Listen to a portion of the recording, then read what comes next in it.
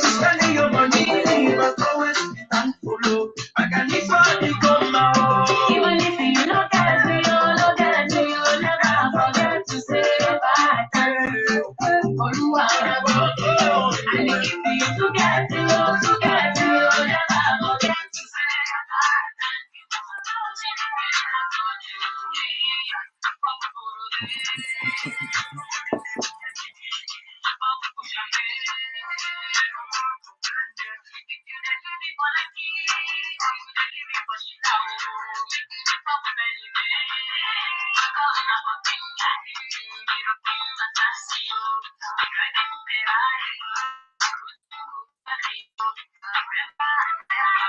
Ambassador Chica, good to see you.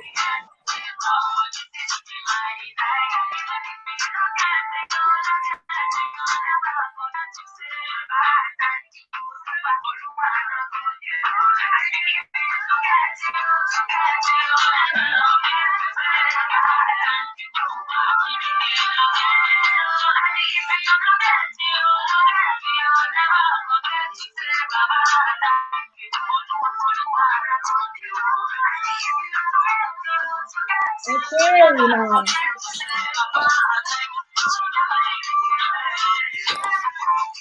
There we go.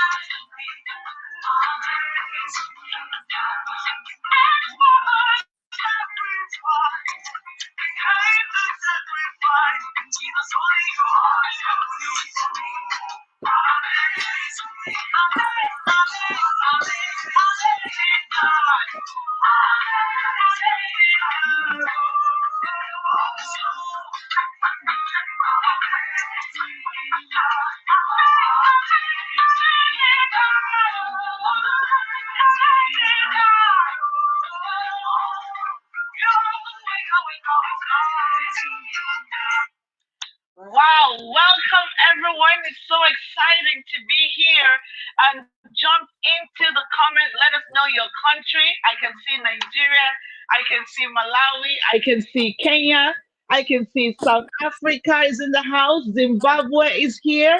Woo! Botswana, you are welcome.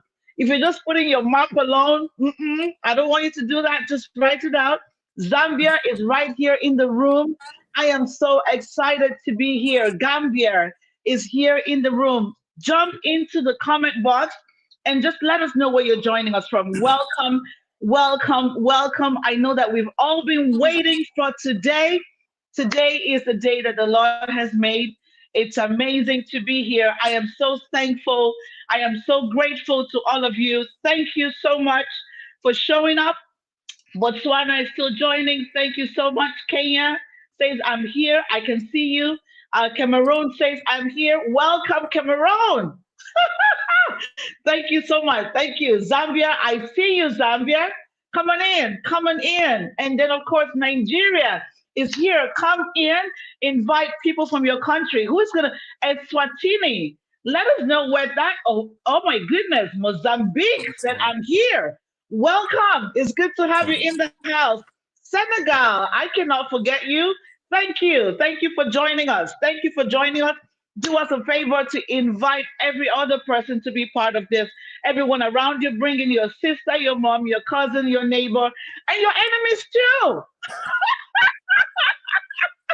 It will be awesome to have fun together. We are going to be here rocking and rolling. Rwanda is here, and then Botswana just arrived. Welcome.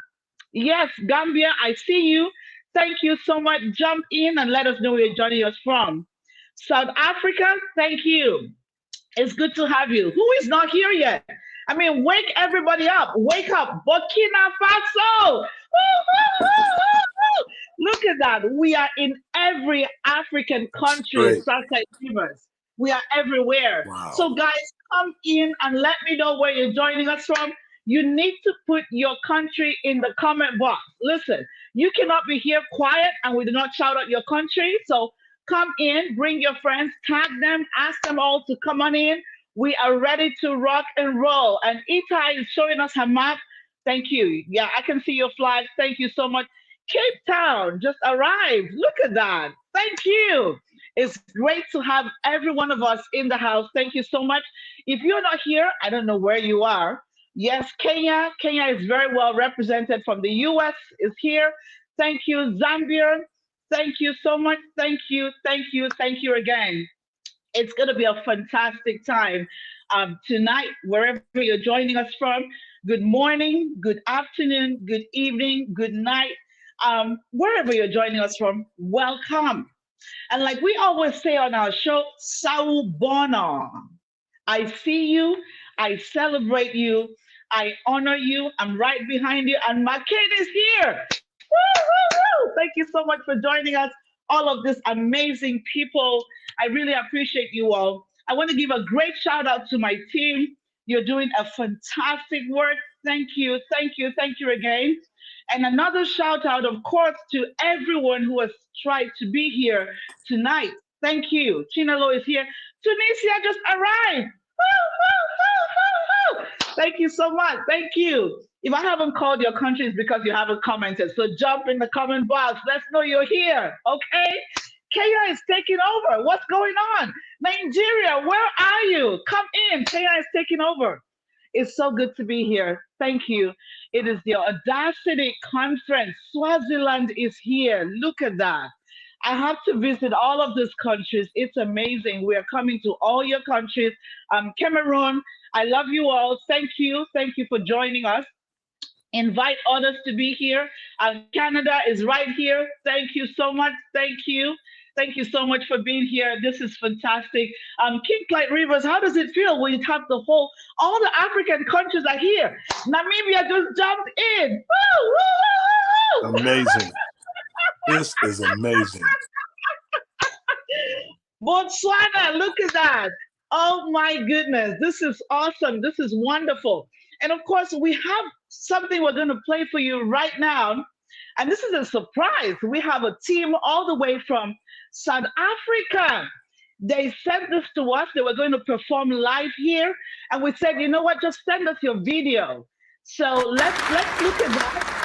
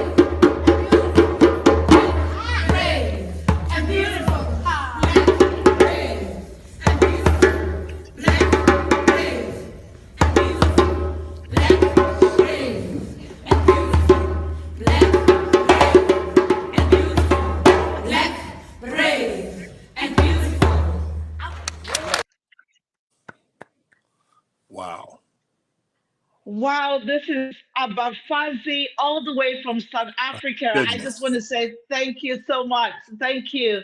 Thank Wow. you. This is awesome, King Rivers. We have so much to show you guys, to just hang on tight.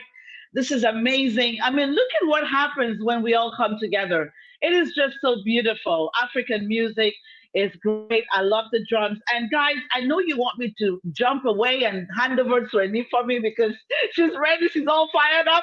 So I'm going to jump off very soon. But I want to give a big shout out to my mentor, King Clyde Rivers. So I want to say a big thank you to you. Thank you, thank you, thank you, thank Thank you you. again and again and again. I really sincerely appreciate you. Thank you is not enough. Thank you. Without you, we Thank wouldn't you, be God. where we are today. And of course, I have Ambassador Chicas is here. Thank you, my sister. It's good to Great have you news. in the house. We're going to be having you very soon. So thank you so much. And I'll pass this back to Eni for me. Do your thing, Eni for me. Over to you. Are you ready to go?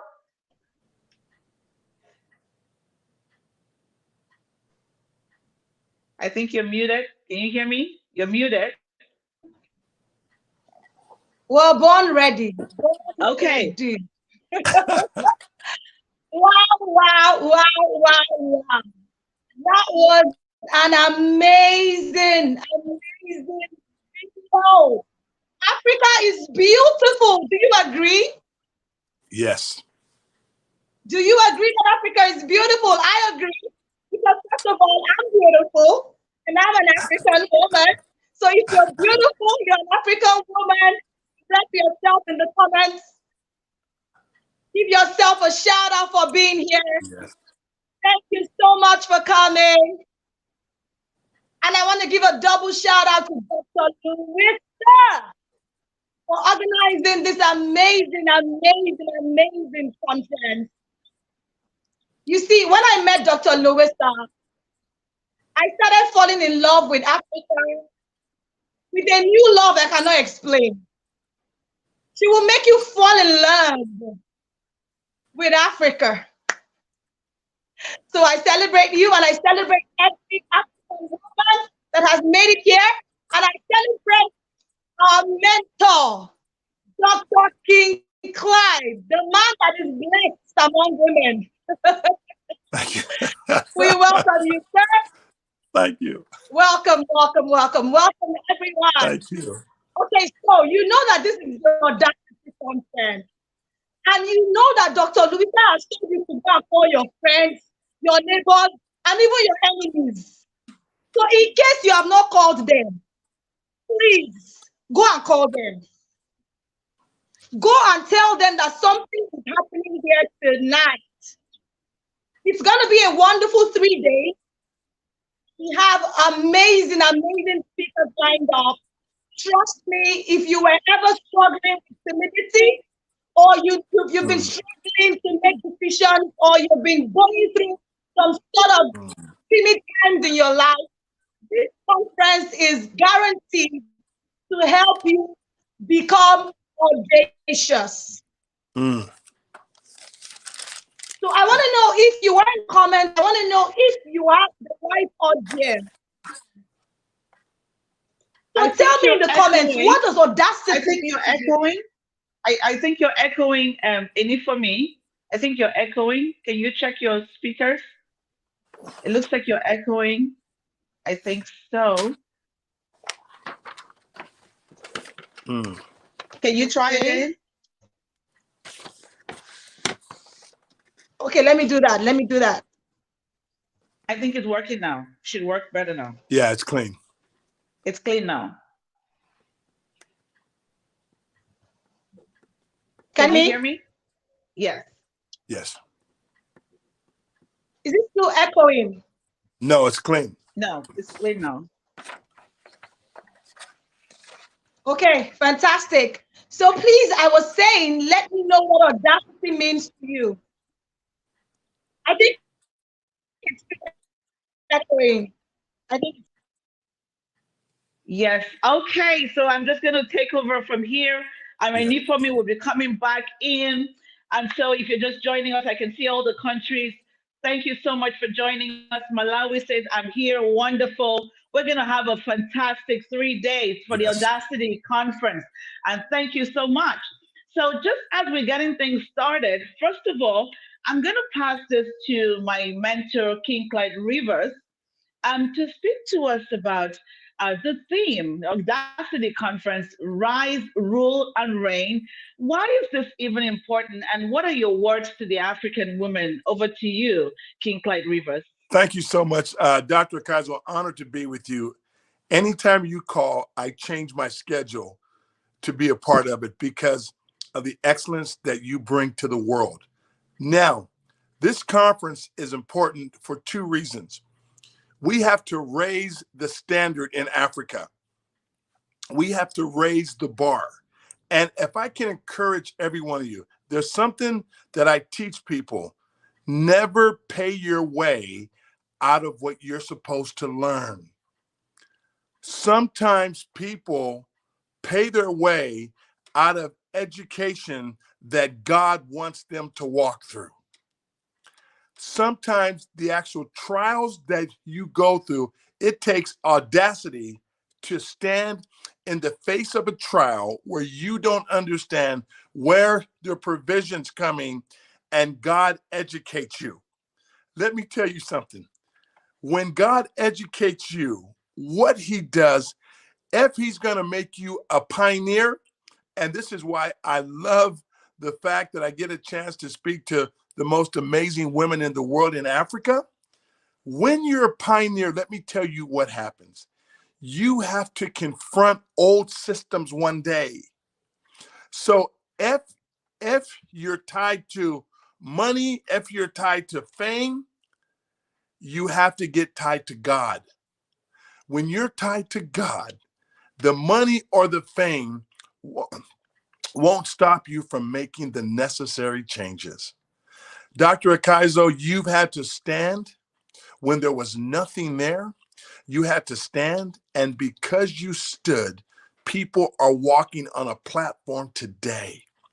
It takes audacity to stand in the face when all the odds are against you and you have the power and you're saying, no, I will not bow to money. I will not bow to fame. I will bow to God. And this institution has to raise the bar to make sure everybody wins. It takes audacity to make people great. And on the continent of Africa, the women have made the continent great. No one, people have to acknowledge the power of the women in Africa. The women in Africa have raised the bar for another standard. And I can speak when I travel around the world. African women are in leadership positions all over the world because when you try to push the African woman down, they have audacity. They'll rise back up.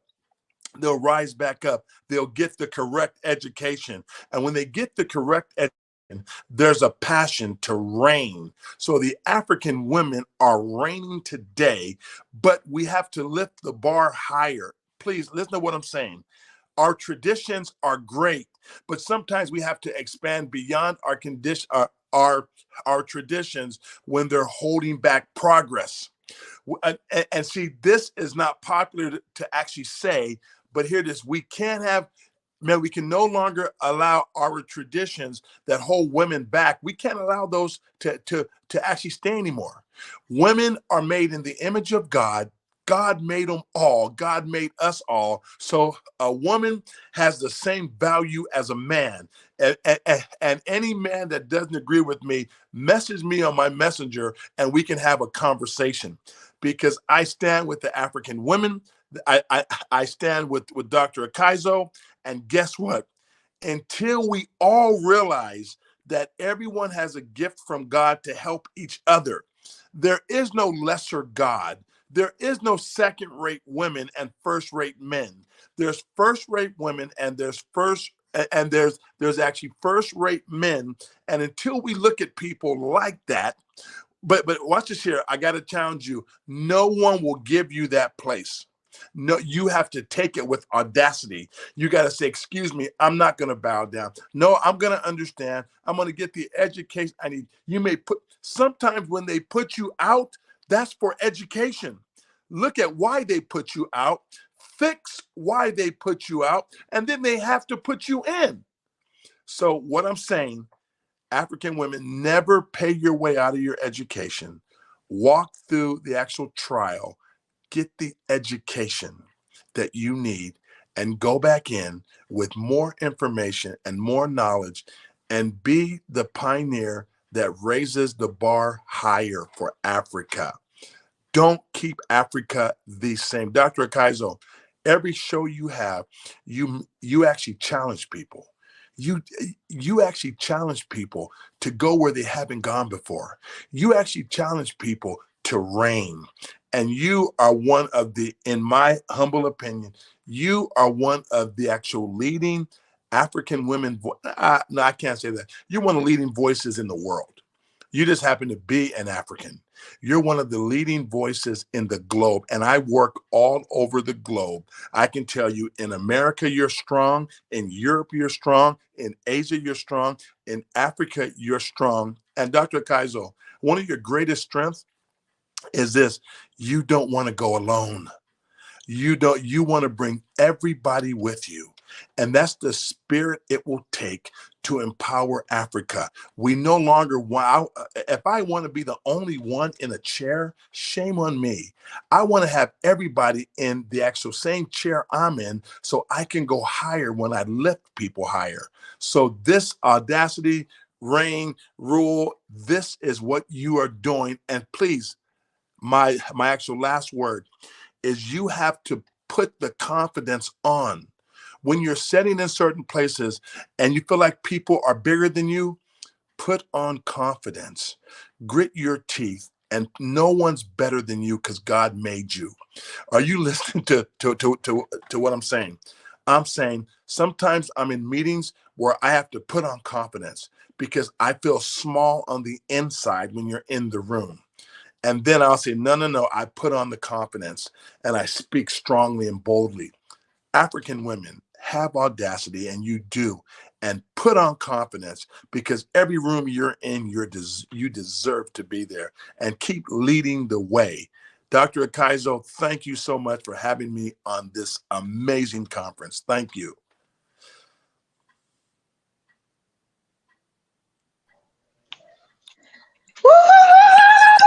Woo! Who just kind of listen? You know, King Rivers. Anytime you're talking, I have to just kind of pause and listen because there is always something in there for me every single time. Every single time, and it's important that I let you know that every time that you speak, there's always something there for me. And every time you speak, I feel like you're pushing me at the back and said, "Listen, just keep going." And I cannot thank you enough. You know, when I, you know, if guys, if you do not know about King Rivers, I don't know where you've been. But thank God you have now, I mean, there's now light in your room now, so you know who he is. Okay. And it is so important for you to learn about the work that is going on. There you will understand that there is room for everyone. There is Yes. room for everyone. And so when we ask you to rise, rule, and reign, we are not trying to be cocky, okay? We're not just messing around. We're letting you know that it's possible, and there is no time to sit on the bench anymore. You have to move. If we envision a kind of Africa where everything is possible, we have to jump in to get it done. And so this is why we had to put together this conference to encourage a lot more African women that it is time for the African women. It is time for you to rise. It is time for you to reign. It is time for you to dominate wherever that you find yourself. I mean, stop sitting in the bedroom, stop sitting in the kitchen. We've been hanging around the kitchen for so long. Come on. We need to step up and work in excellence. I don't care where you are. I don't care if you're just cooking in the home. But my question to you is, are you the best chef that's making the food that you're Mhm. making? So you need to apply excellence wherever that you find Yes. yourself. Stop waiting for the seat. Wherever you find yourself, that's where the seat is. That's where the table is. Stop Mm. waiting for someone to hand it over to you. Come on. Nobody is going to give it to you. I'm sick and tired of having African women thrown down on the floor. I'm sick and tired of people speaking lowly of African Yes. women. I'm Yes. sick and tired of Africa having a black image all over the world, where Yep. we have these powerful women who are Yes. on this conference. If only they could just say, yes, it is time for me to get up and get the work done. I'm not going to wait for the change. I am the change. I want you to put it in the comment box. I am the change. I am the change I want to see in Africa. I am the change. Beginning from today, I will do everything that I can to bring change to Africa. Listen, if you're just joining us, do me a favor, step out for a minute and invite others to be part of this conference. I do not want you to keep walking around saying, I don't think I'm good enough. Cut it off. You want to throw away that garment. Yes. I don't want to hear it. I don't think I'm good enough. I don't have opportunities. I don't have a forefather. I don't have a godfather. Cut it off. And that's why we put together the conference, because we want to hand over to you tools and strategies and blueprints for you to get going. So we are not playing. We're not messing around here. So if you're just joining us, welcome. But please step out and bring a lot more people with you. Bring your tribe with you. Bring your family with you, your neighbors, whoever. And this is why we're having it at a time that is convenient, so that there's no excuse. So African women, it's time for us to rise up. And rising up means you're ready to shake off your old self. Rising up means you're ready to war what was not working for you. Rising up means you're ready to war through your unbelief. I'm sick and tired of people saying that, you know what, in Africa, we came from a dysfunctional foundation. That's outdated now. We don't want to speak that kind of grammar anymore. That's outdated. I'm sick and tired of a woman saying, oh, you know what, I was raped and that's why I'm not doing this. That's fine. That does not define you. That was just an occurrence in your life. It's time for you to throw it away and let us move forward. And so I'm just going to give a shout out to my people here from Rwanda, because we see the amazing things that are happening in Rwanda. But you know what? They had to pay a price. The same thing that is happening in Rwanda can happen in your country. You must be ready to take the baton and move it forward, because nobody's going to do it for us. You are here and you are the change. And I'm going to pass this back to Enifomi. Enifomi, are you ready for us? Please take over. Oh my God. Is it hot in here or what? Is it hot in here or what? I can see Ambassador Chika's finding herself like, oh my God, what just happened here right now? What? That was some fire released. And I hope you felt the fire where you are, like in your room. I hope you are feeling the fire, because my hands are literally hot. Gosh, it is time. You are the change. Oh my God. Oh my God. Oh my God. Oh, wow. Hey, please, how are you feeling? Let me see. I want to know how you're feeling. Just drop it in the comments. If it is hot, just put flames there. Just put the fire there. I want to know how you're feeling. It doesn't matter where you've been. It doesn't matter what your past is. It doesn't matter who did not do what you want to do before you. Do you understand? You are the change. Say, I am the change. Drop it in the comments. I can see she says she's dropping the fire there. Drop it. You are the change. Stop waiting for change. You are the change. It is time for you to put on Audacity. And I'm so grateful to God for this conference, because there is no more excuse. Look, after this conference, you're going to see yourself flying. Like what you're afraid of is going to be afraid of you. Trust me. Amazing speakers are lined up. Amazing things are lined up. I want you to drop your expectations in the comments. What are your expectations for the Audacity conference? What are your expectations? Drop it in the comments. Let me know. What are your expectations? Because Dr. Louisa and Dr. Clyde have given us sample. Like, they don't give us, like, oh, see, I need to know. I need to know what you're expecting, because this fire cannot be for yourself alone. It can't be for yourself alone. The way I'm feeling it, I think you're also feeling it. So drop it in the comments and tell me, what are your expectations for the Audacity Conference 2022? What are your expectations? Dr. Louisa, the fire that they're dropping is like, what are you even saying? Let's just be dropping the fire first. Like, just leave that one first. Let's just be dropping the fire. Hey! No.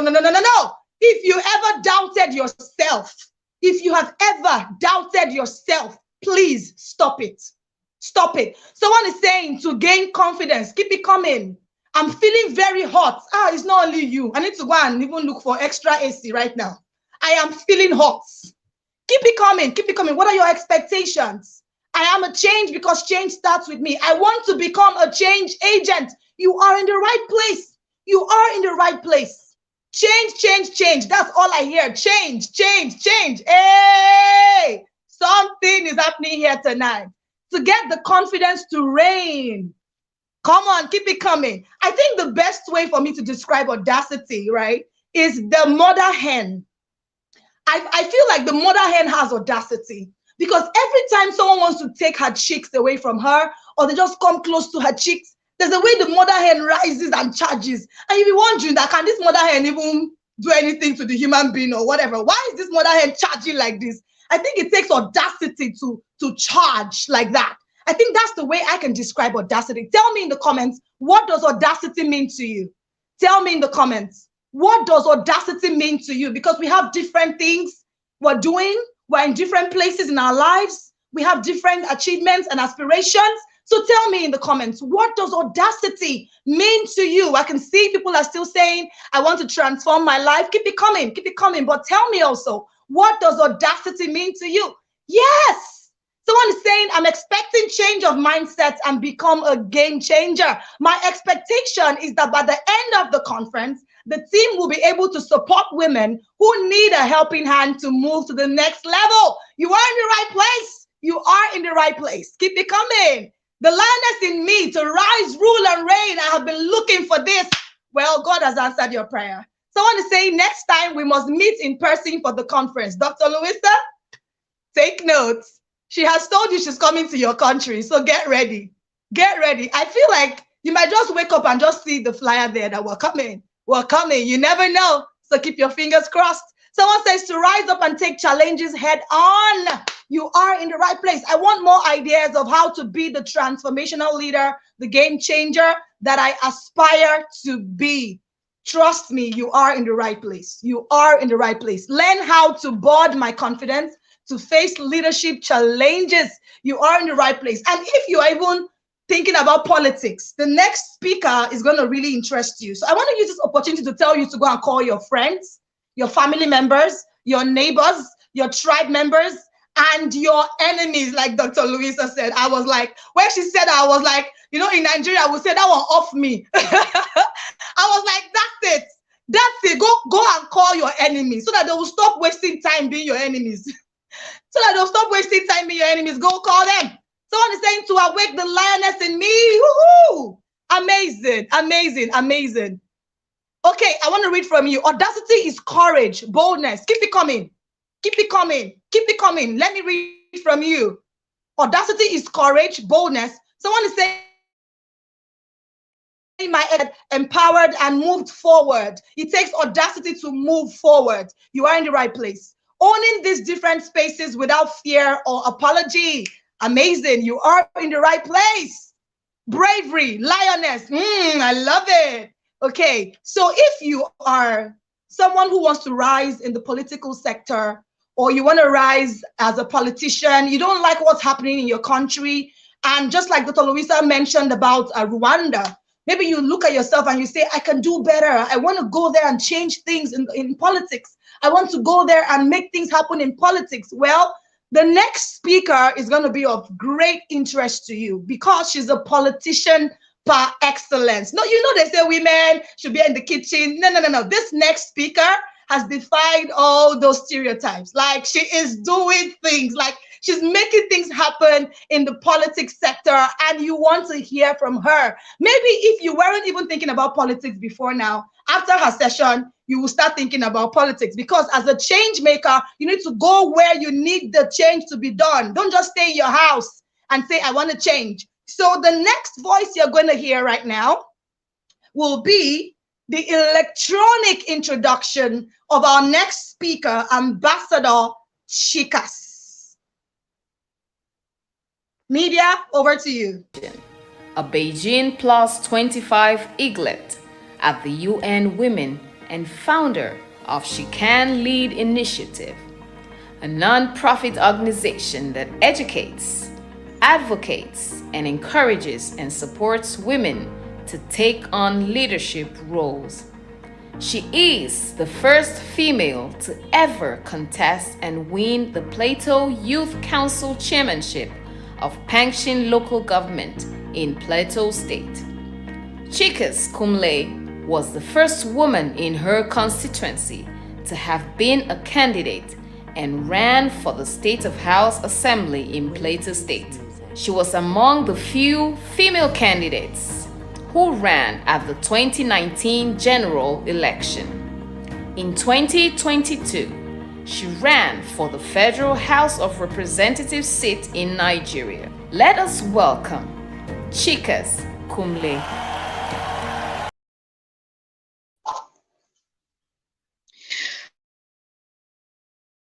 Great introduction. I'm so humbled and I'm always excited from Dr. Louisa, because in no better words, my mentor, King Clyde, she's a builder, she's a molder, and she's one who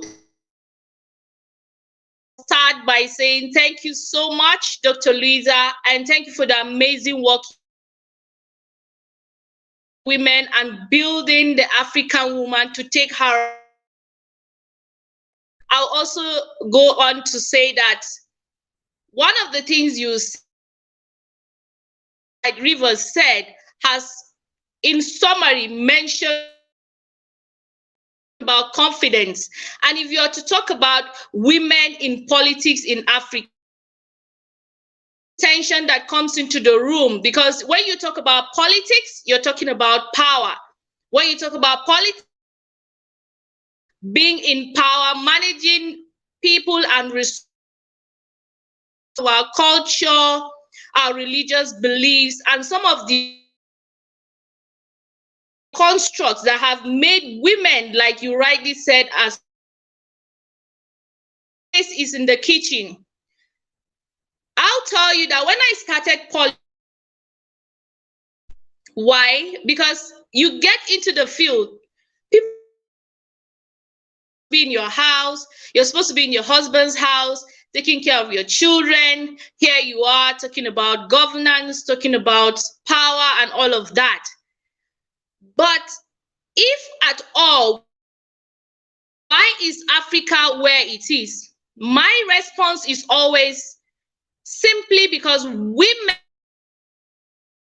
is in power. Yes, we have a great example of Rwanda, which is leading women in parliament and in the corridors of power as well. But I'll tell you that all the descriptions of Africa being a dark continent, being described by poverty, by war, and all of that is simply because majority of our rooms where decisions are taken are simply done because women, their ideas, their perspective are not prioritized on the decision-making table. And so when I started politics, I've been active in politics since 2011. It wasn't easy for me, but I told myself, I said, there will be no reason for me to sit in my room and watch things go out not right. Why? Because I'm part of the society. I should have a say. And so when people talk about women in politics as well, they'll tend to discourage you more than encourage you due to the fact that this process and the system itself is monetized. Here in my country, when you talk about politics, it's a money game. And so people will be looking at, oh, what is she bringing? Why is she here? What's she trying to prove? And when I saw the topic of this conference, I was so excited, because when you talk about audacity, you're talking of something completely different from the norm. And we need to let African women know that the power that lies in them is what is needed to light this continent. And the countries that they are in are lying on the ground simply because they have not taken their place. So I'm talking to every single woman hearing me, and those that will watch this after now, to say that the simple thing you need to do is to rise. And to rise means to tell yourself that there's more to me than what the society describes. I am a mother, I'm a wife, I'm a sister, but beyond that, I have a voice. I have the capacity to move to where it's supposed to be. When you travel out of this continent, you get to see things working. Ask, what then is the problem? It's simply because the quality of our leaders have not been factored out. You must seek out for solving, not for ideas that are mundane, you to maintain the status quo. And so when you're talking to women to rise, who is she? What's she trying to prove? And when you rise, it means you're changing position. And if you're changing position, what position are you? And to every African woman there out there, I'll tell you what, politics is a game that you need to of the word game. Game here is because you are talking about power, you are talking about resources and managing people as well. And nobody I to manage people more than women, because they start right from the whole nurture them, and so they understand the basic needs of people. And when you're talking, you need power to deliver good governance, and whoever is on the people, no better position there should be than that of the woman, because she understands what it means to have a child, go to the hospital, and also understand what it means to have a child grow up. And so when people try to discourage women in the growth of Africa is dependent on the quality of women. Right from day one, when I was being discouraged, I told people, I said, I am but to complement their efforts, because for goodness sake, since our independence, the only thing that figures about the budget, but issues have been changing now. And if at all someone will want to discourage you because of your gender, you should find a way to make that gender work for you. In that, once there's a problem, people think you being a woman should be the reason why you should be out, but that is the more reason why you should be on the table, because the examples have changed to benefit the people. Women are on the table. In societies where women have a voice, and that has come to be that African women are no longer sitting on the sidelines and begin to point hands, that expecting that the men will do everything for us. Yes, it is good that they are doing all of that, but woman has every capacity and the competence needed to drive us forward. Because of the cultural belief, people will tell you again, okay, you're trying to come into this space because of some seated, a woman should not stand up to speak. Find a way to address these issues by engaging with custodians of want you to get into those spaces, but we are not saying you should always refer to, that has been mentioned by Dr. Louisa. Have that confidence. If you don't know how to approach, they will not listen to you. So when you are assessing your community needs and trying to get, you meet those people that are in charge. That's the custodian. Present yourself to them, and how you get to address those issues are important, because until the door for you, and we call them gatekeepers because they're still within this environment. I'll tell you, people would say it's going to take us 100 years, but I'll tell you what, every day that we have Africa leading in the number of women, like in the country, Africa is rising very fast. And if at all, from my conversation today is simple. You have to be certain that this power game is to be in. Politics out. I'm saying that not to scare you, but to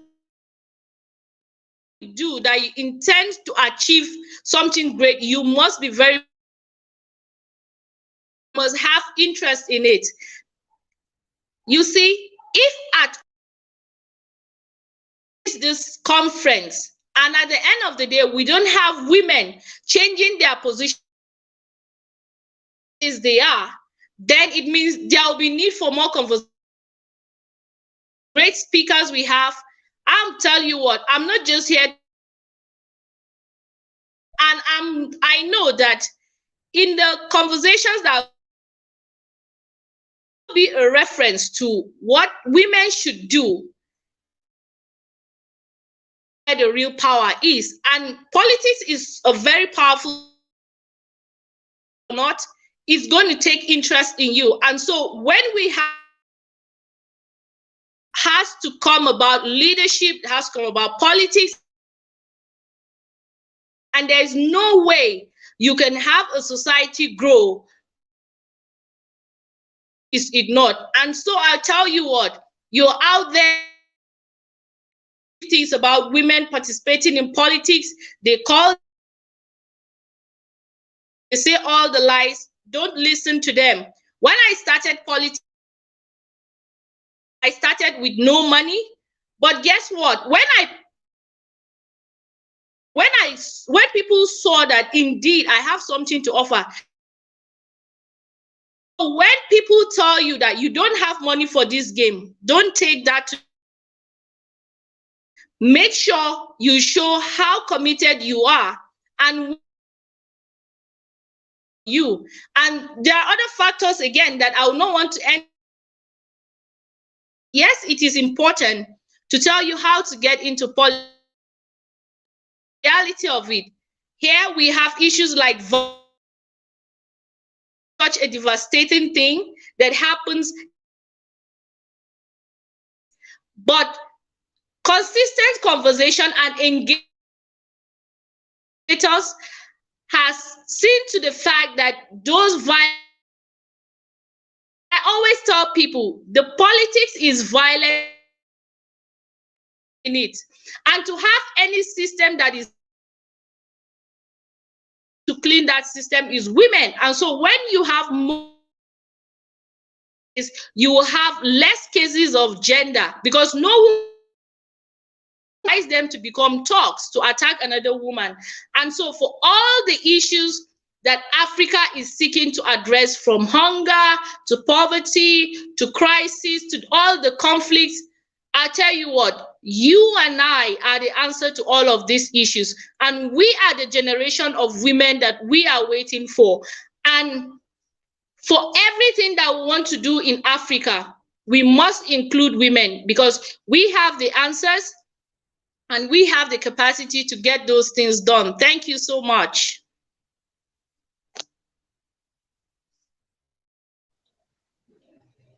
Oh, wow. Ambassador Chikas Kumle. That was amazing. If Audacity were a person, that would be you. And I feel like Audacity, you have to become it before you actually, you have to become Audacity before you now start to do audacious things. And that is what you have displayed here tonight. People, what do you have to take away from her session? What do you have to take away? Drop one sentence that struck you. I'm going to read mine. Africa women, the power that lies in you is the power to change the society. That's what struck me. It's not a power outside. It starts with you. So drop it in the comments. What is the one thing you're taking away from Ambassador Chika's session? What is the one thing that struck you when she was speaking? I want to see it. I want to read from you. Yes, so we are the generation. I love the fire. Someone says, yes, so be a voice. Amazing. Keep it coming. Be a voice. Keep it coming. What is the one thing that struck you? I'm going to contest next year as an independent candidate as a ward councillor. Did you hear that? Did you see that? Amazing. That's taking action. Someone says resilience. Keep it coming. I want to know that one thing that struck you. The future is women. Yes, so it's our time. It is our time. It is our time. Keep it coming. Keep it coming. I got a lot from her session. Power lies within you. Power lies within you. And there's something so profound she says. She said that the growth of Africa is dependent on the quality of African women. So it's not just about being a woman. That's not enough. I got that. You have to be a woman of quality, a woman of substance, a woman of value. And it all starts from valuing yourself. Rafiki says, nobody understands managing people than women. Amazing. Keep it coming. Keep it coming. Tell me the one thing. Someone is saying, I'm in politics and I have learned that I have to keep going despite losing in the last elections. Oh, that's the spirit. Keep going. We are going to celebrate your win at the next conference because the theme of this conference is rise, reign, and rule. So you are definitely going to rule. All right. Someone is saying women have the answers. Keep it coming. Keep it coming. Be determined and focused. Be at the table of decision making. I love it. I love it. Be the change maker and be determined. I love it. I love it. Keep it coming. Keep it coming. I'm going to bring in Dr. Louisa shortly, but I want us to say what we learned from Ambassador Chika's Kumle session. Someone says there is more to me than what the society thinks of me. Yes, absolutely. Absolutely. There is more to you.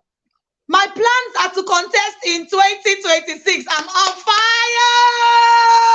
I love it. All right. Puri says the growth of Africa is dependent on the quality of women my take home. Like that was like a hammer that hits. That was spot on. Someone else is saying confidence is the key. Trust me, what you're afraid of is afraid of you. That's just it. But you sometimes you look at the person or the thing and you're looking at it and wondering, okay, how am I going to surmount this thing? What you are afraid of is afraid of you. The power is inside you. Someone is saying being diplomatic in how you get the gatekeepers to grant you an audience. Amazing. Amazing. Okay, I want to give a quick advice. Try and give permission to StreamYard so that we can see your real name. I see a lot of people coming up as Facebook users so that we don't call you Facebook users. Give permission to StreamYard so we can say your real name and acknowledge you. Elin says we are the change we are looking for. Amazing, amazing. Keep it coming. Keep it coming. We are the change. Audacity, not being defined by the societal norms, taking a bold step of not conforming to the ideas people have of you, being a voice for the voiceless and stepping up instead of stepping down. Oh my. Dr. Chikas, you did something. You did something to us. You did something to us. You did something to us. It's one thing to say one person is audacious, or it's one thing to say, I want to have audacity, but it's another thing to take the required action. And that is what you are. And I just celebrate you. I celebrate the work that you're doing. Muthoni says, if you are not on the table making decisions, you could as well be the part of the menu. Oh my God. I know that we don't want to be part of the menu. So just be on the table and make the decisions. I love it. I love it. Okay, now it is time for me to bring Dr. Louisa. The reason why we gathered here and why we're gathering here for the weekend is going to be a long, amazing weekend. Before I bring her on, I want to say to you, please and please share the link, share the link, share the link with your friends, share the link with your family members, put it up on your WhatsApp status, put it up on your social media pages, get people in here. You don't want to be the only person that knows what you know, trust me. Get people in here, get people in here. Dr. Louisa, over to you. I see our other guests here in the building. We can't wait, we can't wait, we can't wait. Dr. Louisa, over to you. Thank you so much, Annie, for me. Thank you, Ambassador Chicas. My sister is here, Dr. Kafi. It's so great to have you in the house. Woo! Oh my goodness, this is amazing. And every one of you who is here from different countries, I just want to say a big thank you to you. Thank you so much. Do us a favor. I learned something from John Obidi. He says, let's pepper them. So what you're going to do is take a screenshot of what's happening here and put it on your page, put it on your platform, put it on your page, talk about us, ask people to come in. Listen, you cannot leave us as your best kept secret. No, no, no. This is Audacity. You need everyone around you to be delivered, because if they're not delivered, they're still going to drag you down. So that's why I said bring your enemies. It will be great for you to bring them, bring your neighbors. Everyone should be here and be part of this conference. I'm just going to speak a little bit and bring my sister, Dr. Kafi. Of course, we have other speakers who are coming back here again to shake us up. I am so excited and I am learning so much, sometimes and times like this, I really wish that I didn't have to say anything and just sit down and just kind of soak up in. And I really want to celebrate all the volunteers. They're doing amazing work. I can see you guys from different, we have over 200 volunteers. I love you all. Thank you, thank you, thank you for all the work you're putting in. My team, I cannot listen. I love you. I just want to hug you and just kiss everybody. That's going to happen next year in Morocco. Is going to happen. Thank you so much, everyone. Now, the theme of this conference, which is Rise, Rule, and Reign, and today we're really paying attention to rise. Rise, when we think about rise sometimes, people think about rise as just getting up. And so we kind of feel like, and it's important that I speak about this because, in the past 1 year or two, there's been so much rave about it's time for the women, it's the year of the woman, women in leadership, the international organizations are talking about this. But what I find is that women are getting a lot more confused. So women are running from one end to the other, joining every platform, following everyone, not even worried about, am I following the right leader? So when I say rise, and please listen, you need to get this, it's very important. Rise is not just getting up. It's not just, I was sleeping and I got up. That's not rise. Rise means rising from everything that was holding you back.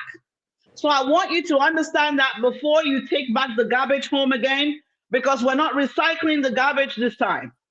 So whatever was holding you back from being the best version of yourself, you have to rise away from that, rise up from that. So literally, when you think about rising to become this African woman leader, rising to become who you are meant to be as a change in the world, as a change in Africa, you have to think of your foundation, your programming. So many of us have similar stories, right? We came from really toxic backgrounds, okay? I have my own story. We don't have the time. I could tell you my story. Sometime on the third day, I'll talk about it. But what is important is for you to know that as you are rising, you're not taking with you those things that held you down. You cannot rise and be at the same spot. That's what I want you to understand. So we cannot think about a plane taking off. You cannot rise and be at the same, you can't be vibrating on the same frequency when you're rising. Okay? Everyone around you has to notice something has happened. In fact, they need to begin to, refer to you as being abnormal and crazy. Okay? That's how passion works. Because you need to be crazy about something. You just can't be normal and right. You can't go back to what you've been doing before. That means we just wasted our time. So do me a favor, as you're sitting in this session, begin to put down on a sheet of paper, what are those excuses you've been telling yourself all this while? Those excuses that sound so cute and sweet, because you need to tear it off at the end of 3 days. You need to trash it off. So this is not one of those conferences we want to make you feel good and shout and go back. We want to be able to record some kind of success next year. I love to see the ladies talking about running for office. That's rising. They just found it, they listened to Ambassador Chika and they said, you know what? I think I can do this. I'm going to rise from my limitations. I'm going to rise from my unbelief. I'm going to rise from my unforgiveness. Sometimes you have to rise from it. Because a lot of women are walking around with, oh, somebody abused me 55 years ago. And so you're stuck with that. And you haven't been able to rise. So tonight, please lay your hands on your head, because you need to deliver yourself from whatever has been holding you down. Sometimes you have to forgive yourself. That thing that you were part of, you really didn't want to do it. And it's time to forgive yourself. It's time to let it go. We cannot rise with unforgiveness. We cannot rise with pain. We cannot rise with all of these things that have been tying you up. And so it's so heavy for you to move forward. So when you think about rise, a rise is not just, somebody said rise and move. Thank you so much. Yes, because with rise, you need to be able to advance. Some definition of rise says rise is rebelling. And I'm not saying you should go and start fighting everybody, but fight those things that are your enemies. Those enemies of progress in your life, begin to fight them. You need to punch them down, whatever it is. The feeling of I'm not good enough, beat it down. Low self-esteem, tear it down. Whatever anybody said to you, your auntie told you something when you were 5 years and 3 months, throw it away. That doesn't work. That's her own belief system, not you. That does not define you. So when we talk about rising, I need us to understand, who are we? Ask yourself, who am I? Who am I? Who was I created to be? And it doesn't matter whatever religion that you belong to, but I am a Christian, so I'm going to talk about the Bible a little bit. Don't get ticked off, because you're going to hear that a little bit here. God has created every one of us in his own image. And so sometimes we have received a different image or expectations from society, from family, from friends, from neighbors, from people who do not even have a say in your life. You try to seek validation from people who are not validated. That's crazy. Who are they to tell you you're not good enough? Who made the rules? Who told you you cannot lead or do something that no one in your family has done? That's crazy. Who made the rules? You were created in the image of God. That means that you're what? You're perfect. And that's what I want us to understand, because so many women in Africa are carrying on baggages, and it weighs us down. Everywhere that you go, before we see you, you drop your baggage 70 kilos. Some of us is like 150 kilos sitting in front of you before we even see you. And then you ask yourself, why are people not seeing me? Why are people not accepting me? Why are people not recognizing me? Because we see the baggage before we see you. So it's time for you to do what? Drop the baggage. Another definition of rise is jump up. Jump. Sometimes that thing that's holding you down, you're not able to move, your energy is not enough. Please just jump. Jump and let it go. Jump and leave it. Jump and build your wings on the way down. Sometimes you're trying out something that nobody in your family has done before. Just jump. So when you understand who you are and whose you are, then you understand that you have unlimited abilities. And so people asking you to do certain things or giving you a checkbook and say, this is what you have to live by, you will dump it in the garbage. So please, as we continue this conversation, put down what are those things that are not letting you move forward? What are those things that have been holding you down so much? What are those things that have left you in the box? You are a woman. And let me kind of fan your ego a little bit. You are the only one with an intrinsic value to give birth. Nobody else can do it. Not even when the man decides to do a transsexual surgery, they've not been able to give birth. So you are powerful. You have the gift to give birth. You have the gift to put together. You have the gift to bring forth something that is new. So stop second guessing yourself, sis. Stop second guessing yourself. Stop it.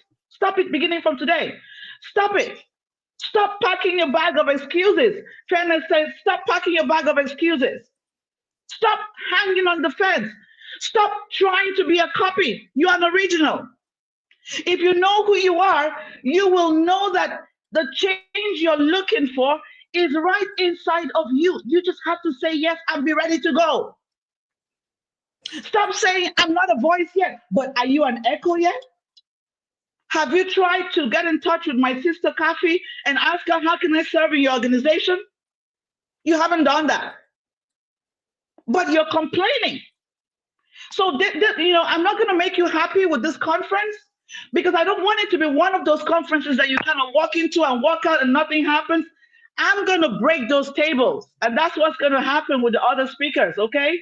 So get used to it. Get used to being uncomfortable, because if you're ready to receive what is handed over to you in this conference, your life will never be the same.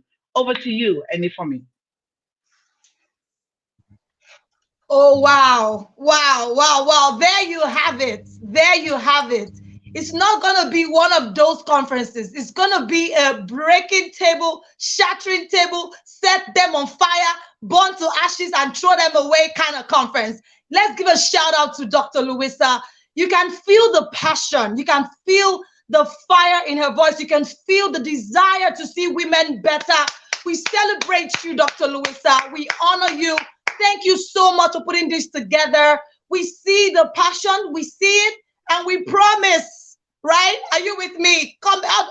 Those in the audience, are you with me? Those in the audience, I can't see you, but if you can see yourself. Say, I pledge to throw away the baggages. I pledge to show up. I pledge to rise up. I pledge to deal with my foundations. I pledge to be the change that I want to see. I absolutely love what is happening here, because our next speaker, you see all those limitations that have followed you from the village. Because sometimes we say village people, village people, village people. Sometimes we are our own village people. So I like when she said, lay hands on your head. I loved it. I was screaming, lay hands on your head. Sometimes it's not who you think it is that is your problem. It is you that is stopping you from rising. And the next speaker, hey, she's coming with Koboko. Maybe you might be wondering, okay, she used to dance. She dances. See, I have been in conferences where Dr. Kathy has spoken. And I'm like, what is this? What manner of wisdom is this? Look, just go and adjust your chair. If you've not gotten water, I would advise you. Let me just beg you. Go and get water, because it's about to get hotter. I said it. You will say I didn't tell you. Ladies, the next voice you are going to hear will be the electronic introduction of the one and only dance queen herself, Dr. Kathy. Media, take it away. Stage name Kathy. Dr. Kafayat Oluwatoyin Shafau is a Nigerian dancer, choreographer, dance instructor, and fitness coach. She is also the founder and owner of Imagneto Dance Company. She is best known for breaking the Guinness World Record for longest dance party at the Nokia Silverbird Danceathon in 2006. Kafayat Oluwatoyin Shafal Kafi in 2017 created the Dance Workshop, a dance convention aimed at training and mentoring professional dancers, as well as promoting cultural exchange within the Nigerian dance industry. The 2017 edition featured America's leading choreographer, A.Y. Hollywood. Let us welcome Dr. Kafayat Oluwatoyin Shafal. Thank you. Good evening, Audacity. Women with Audacity. Good evening, everybody. I wanted to put in the room, I am fearless. I am fearless. I want you to put into the chat box right now, I am fearless. I am fearless. I am fearless. Because you know what? To not have fear is not because there isn't anything to be afraid of. It's actually to be able to face those fears and come out triumphant despite it all. Okay, so I am fearless. I want to see that in the room. How are you all doing today? Dr. Louisa and other speakers, you guys have not buzz. I'm not feeling a little bit afraid now to to go in. I'm supposed to speak about waging war against your limitations. Now, I love it when Dr. Louisa said she doesn't want another conference where it feels like another fix, another quick fix, something to not make you feel good, a dopamine fix to excite your brain for just 5 minutes, 10 minutes, make you feel good, and you go back to your normal ways. This is where we want you to be able to implement, take action with your life as you're going through this journey. You are here because you want to change. You are here because you've identified something that you know can be better. And you have brought the biggest tool that is required to get results. You. That tool is you. Nobody else can do it better than you.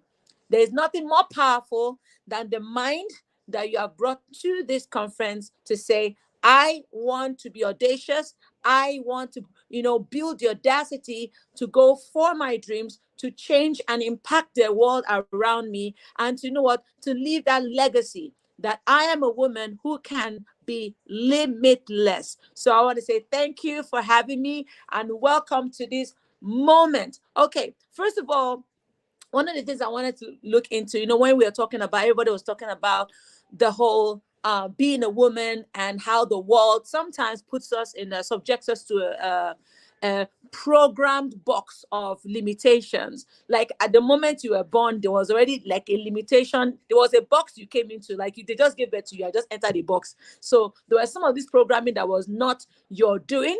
And unfortunately, some of us were able to break out of the box. Some of us are still breaking out of the box. Some of us are still in that box. What I came to do is to shatter that box. I'm a living example of whatever it is that you decide to do is big enough. Is big enough to create the impact you desire. And when I say impact you desire, I mean, if you want to go global with whoever you are, whatever you are, you can. If you want to impact life with whoever you are, whatever you are, you can. What I do not like is when people limit themselves because they have created a weighing system for what they consider is worthy of going or what they consider worthy of a journey of grace. God does not create limitations in the human that he puts his life into. God breathed into you. First of all, that is the only one thing, first of all, that should eradicate fear. That you have no power over the breath in you. You have no power over the breath. You wake up in the morning, you are alive. That it shows that God is still in you. And we are the only creation that he made, that he breathed into. Every other creation I read about is all about he made them through fire, he made them through dirt, he made them here, but God molded man and he breathed into them. Now, if God is a God that cannot be contained, and he is inside 7 point something billion of us, how dare we create a container for ourselves? How dare we do that? How dare we prophesy what it is that is not even in our element? Our atomic make is the element of God, and God cannot be contained, which means that you are uncontainable. What you can be is by virtue of where your mind navigates towards. You need to recalibrate your mindset to understand the substance of who you are, first of all. Because if you don't understand the ingredients, you cannot cook the rice. You cannot cook the meal if you don't even understand that your storehouse is full of every form of ingredient based on the dish you want to cook. All you need to do in life is to decide, what dish do I want to cook? What is in my storehouse? One of the limitations I want to shatter is the one that people prejudge the value system of a human's effort or career path. And I have suffered that. Being a dancer in Africa, first of all, is considered as not prestigious. In fact, immoral, lacks integrity. You can never marry. You can never have good kids. You can't even raise a family. In fact, I have all the odds you can think about any journey against. I had economic odds against me. I had religious odds against me.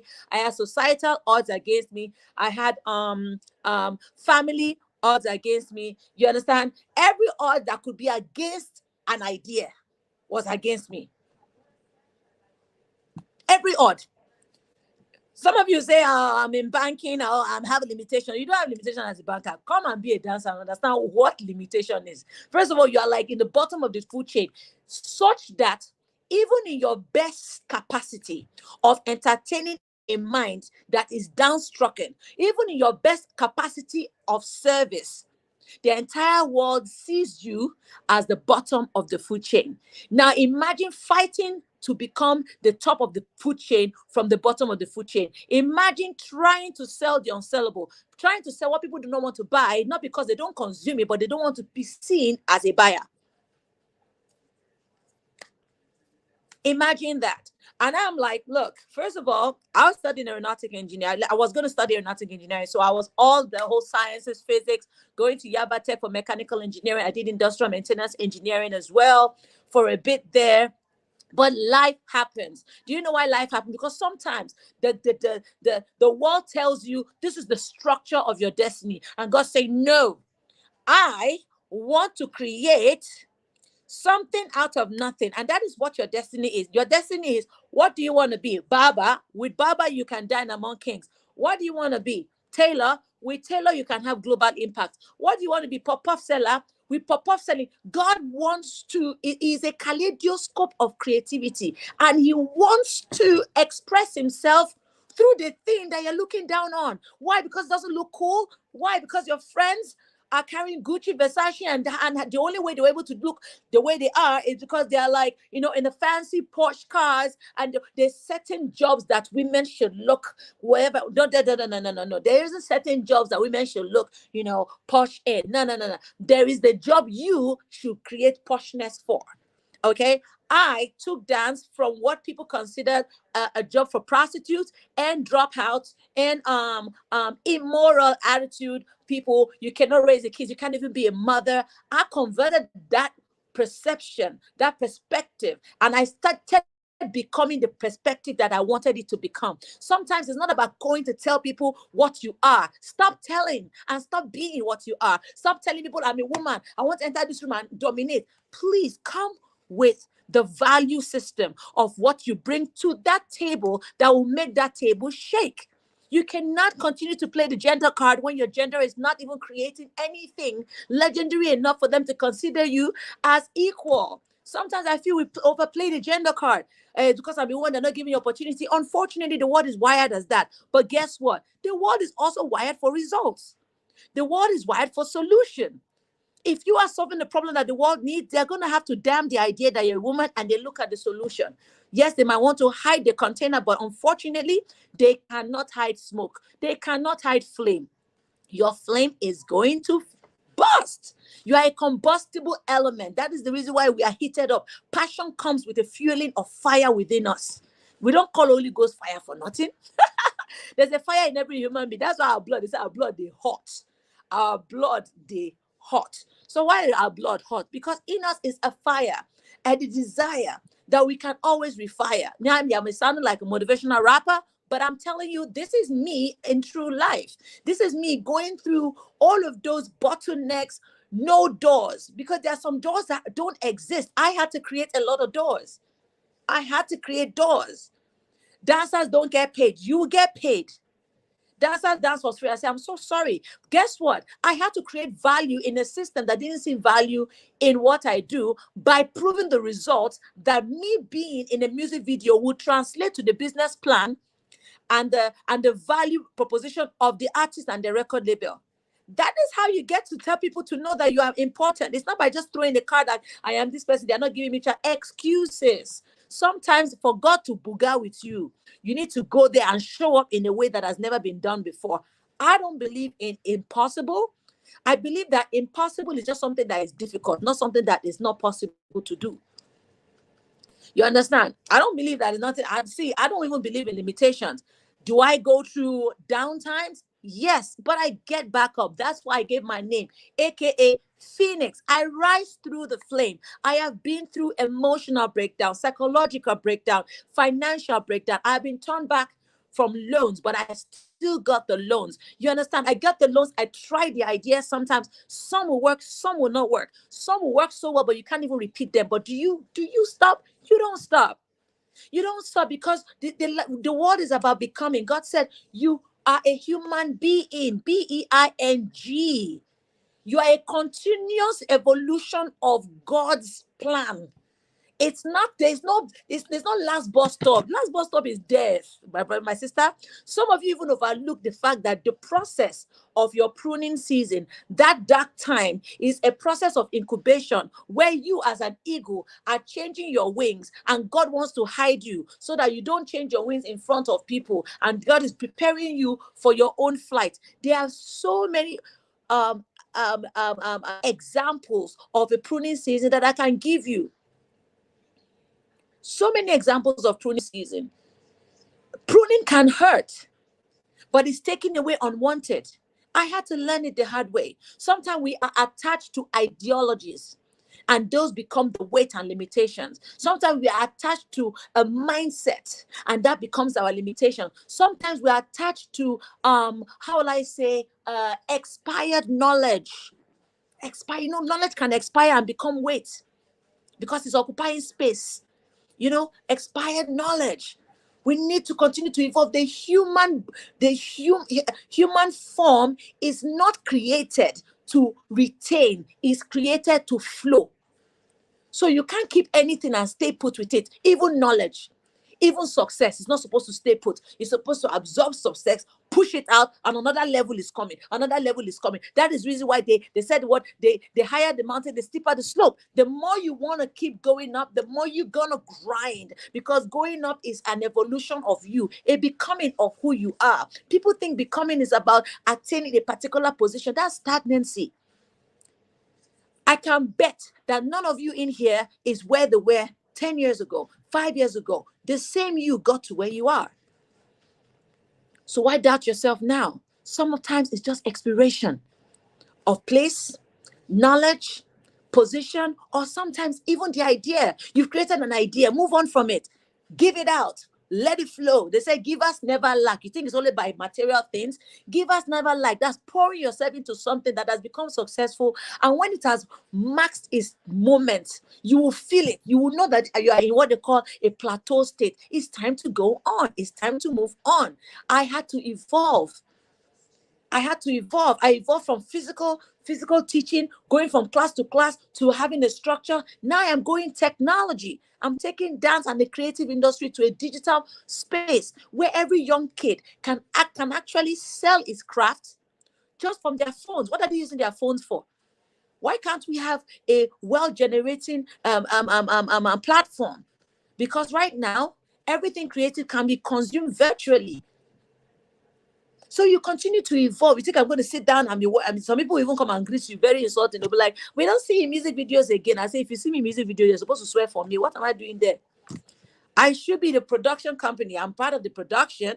I'm part of the creative direction. I'm part of the costuming. I have 4 major companies: a costuming company, a fitness and wellness company, a dance agency.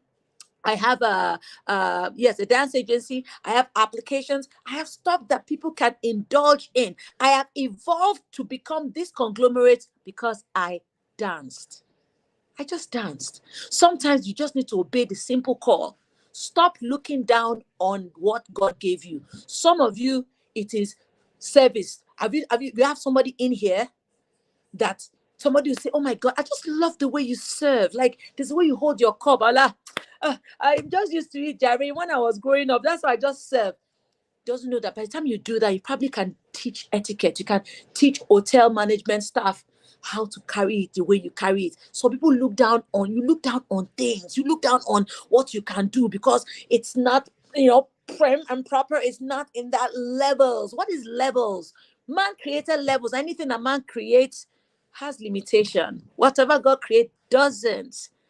It doesn't have limitations. You understand? I don't know, but I just want to let you know that worrying through your limitation is not necessarily by just looking at and complaining about the environment, complaining about everything, complaining about them when you are a source of a solution. Every human being is a solution to something. Sometimes you need to be catalyzed. That means that probably you need to partner to something that sparks your own element. We don't even have the spirit of a collaboration in Africa. Everybody wants to own because we have been dealt with mentally, programmed as children to seek external validation. We can only be valued as who we are if we can prove that I am valuable. I can't join myself to another person to prove self-worth and value, to prove value through impact and result. We always want to prove value through personal admonition, personal adoration. I need to be the one on that stage to say whatever. Why can't we have 20 people on the stage and they say this team of people eradicated poverty in Western Africa? Why can't it be that? Why can't it be that? Why can't it be that? Why must we always be limited by self? If you are driven by self, God is not going to empower you the way you think it is. 90% of people that I've heard speak are always thinking about the way out for them and their family and their generation. How can you have generational wealth when your generation did not impact a generation? And you want your generation to be generation. You want to be generational, but you have no impact on a generation. It's not possible. It's not possible. Anyway, that is me for today. If you have any questions or anything you want to say, I'm right here. But I say thank you for the opportunity to speak to you. Just be fearless. There will be downtime. Trust me, there will be downtime. There will be times that you cry, break down. It's okay. Just don't linger. Don't linger. God bless you all. Thank you. Hey, hey, hey, hey, hey. Dr. Louisa, let's just be going home. Let's just be going. Let's hey. What? Hey, I told you that she was coming with Koboko. Did I warn you? I told you. Oh, God. Hey. A queen. I stand. Oh, God. I need a fan. Everything she said and more. Like, it's not about showing yourself, myself. Let me come out. Let them see me. Hey. Dr. Kafi is a woman that has been through the fire, has been cooked, has been pruned, has been arranged, has been like, people be wondering, she used to do dance and I thought it was dance. Hey, sorry. I'm sorry for you. I'm sorry for you. What? Oh my God. Please, what struck you? Type it in the comments. Because see, my head, I feel like pouring water in my head. Like my head is hot. Please, what struck you? Type it in the comments. I want to see it. The comment section has been on fire, like literally. When you said we cannot be contained, I'm like, what? That is me now. Then they all smoke. Like you cannot be contained. Stop trying to be contained. Hey, I feel like running into the street right now. Let me just run inside the street. Something is happening here. Go and call your neighbors. Audacity Conference 2022. Hey! Ah, God. And this is just the one, oh. Hey, God. Hey, Jesus. Oh, my God. Dr. Kathy. Ah, I feel like, let me just, let's buy Zobo for you. Like, what can I do? What can I do to express? What is this? Hey! Hey! She said, I built a conglomerate because I danced. Because I danced. Because she took that first step. Because she dared to dance. Hey, God. Hey, stop limiting yourself. Like, Dr. Luisa, should we just go home? Because, see, we need to digest. We need to watch this thing again. Please, how can they get the replay? See, I don't know if you're feeling like you need to watch it again, but me, I'm feeling like that. See, I want to tell you that everything Dr. Kathy said is what the Women Who Win Africa organization is actually planning for you. Like, everything has been sorted. You know, this mindset thing is a real problem. It's a real problem. And there is going to be a community which you can even join at the end of this conference. You can actually join that community. She said something that sometimes you need to be catalyzed. You need to be catalyzed. By yourself, you cannot catalyze yourself. Sometimes you need somebody, you need an environment, you need an enabling environment to catalyze you.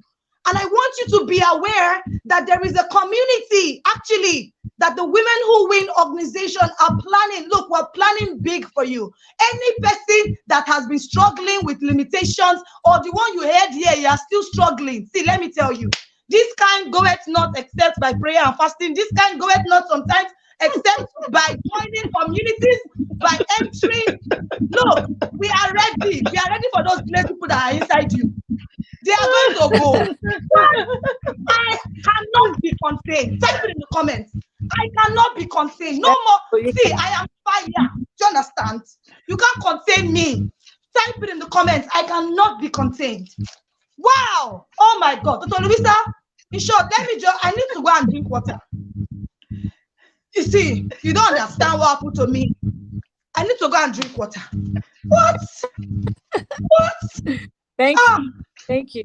Thank you. Thank you. What? Thank you. No. Stop underrating. You know, I let me share something with you, Dr. Luisa. You know, I speak, right? So when I was growing up, I used to be angry that I did not have handwork. I say, I want to have handwork. People that make cakes, they make cream, they make all these things with their hands. Why is it that if I try to learn it, because they work, it does not stay? I now realize that I don't have handwork. I have mouth work. The day I realized that thing, that was when I knew that my own work is mouth work. So what she was saying about stop limiting yourself, I was like, this is the thing. Take the limit off. That thing that you're underrating is the thing that God wants to use to show his sovereignty. Can't you see? He wants to create something out of nothing. Oh my God, we need to frame, like, I don't know how we can package this session. I have to hold, somebody come and hold me, like, come and hold me. I'm on fire. Like, what? Oh God. Thank you so much. Thank you so much. All the science students, I'm a science student, so I cannot dance. I'm a this. My father wanted me to be a doctor by fire, by force. By fire, by force, you must be a doctor. You know, stay, you know, enter, you know, day. After writing jam has jam me. How to advise myself? So see, it doesn't matter what you have failed at. It doesn't matter what you do not do well. There is something, oh God. See, let me tell you, day 2 is going to be hotter. See, we still have speakers, but let me tell you, just in case you have something planned for your weekend, go and cancel everything. Go and cancel. The speakers that are coming for Audacity conference are coming with Koboko. You will say I didn't tell you. Go and cancel everything and come and sit down and get ready to unlearn. This is not your ordinary conference. This is not just one of those conferences. Change. You must change in this conference. You must change. Someone is saying, amazing, ma'am. I'm a dance instructor and a mother. I'm going to blow the world with what I have learned. Yay! I love the yay part. Dr. Kathy, go and change your name to Catalyst, because Hey, what you have done here? In fact, Dr. Louisa, I think I'm going to hand over to you. Right now, go and drink water. I'm very serious. I am very, very serious. Something has happened to me. Hey, Father Lord. Oh. Whew. Thank you so much, Dr. Kafi. This is amazing. I really enjoyed. Listen, guys, let me tell you this, my sister, she always comes with fire. Anytime you see her, I mean, you need to stop by and just listen. She comes with real good stuff, wisdom. I don't even know how to describe it. You know, she has a way of just getting you to get moving and think about your life. Every time I listen to Dr. Kafi, there's something to learn, there's something to take back. And that's why the comment section, I'm trying to keep up with posting the comments. The comment section is going crazy. If I haven't posted your comment, I'm sorry. It's going pretty fast. But we really appreciate you, my sister. Thank you. Thank you for sharing your story, your realness. You know, I just love the transparency and the genuineness and your readiness to serve and to help and to lift up African women around you. That's something that really, I mean, that I admire so much about you. It's beautiful. You know, after I met this lady, you know, there's one thing I'm just going to tell you guys one secret. I really don't know how to dance. But after I saw Dr. Kafi doing her dance, I was like, wow, I need to learn how to dance because this lady is so good.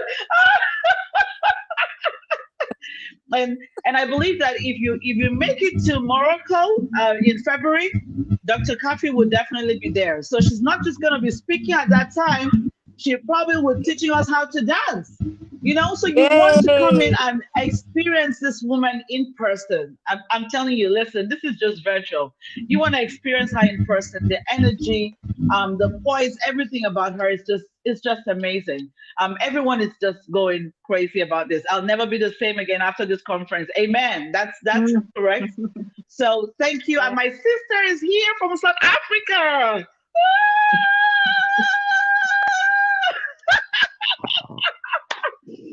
Oh my goodness, Auntie, thank you so much. I know Auntie is just so happy because the kind of energy that, I mean, listen, when you put two of us in the room, we're going to blow the place up.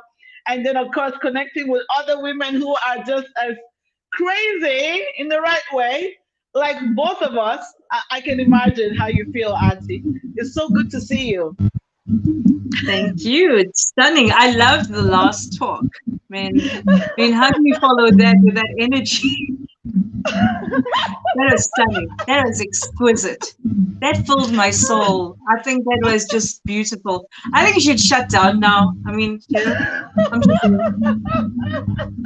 I love it. I love it. That was so good. It's beautiful. So, beautiful. Yes. And if you want to go back on this, I think we can take a minute to just watch back the dance video, guys. Afakazi, this is a group right from South Africa. I think it's a good time to bring them up again. I appreciate you guys if you're watching us. Thank you so much. They wanted to perform live for us. And I thought it was going to take too much time, but of course we will try to bring them to Morocco live. And they sent us the video, so I'm just going to bring them back on, just so you just enjoy some sound from Africa.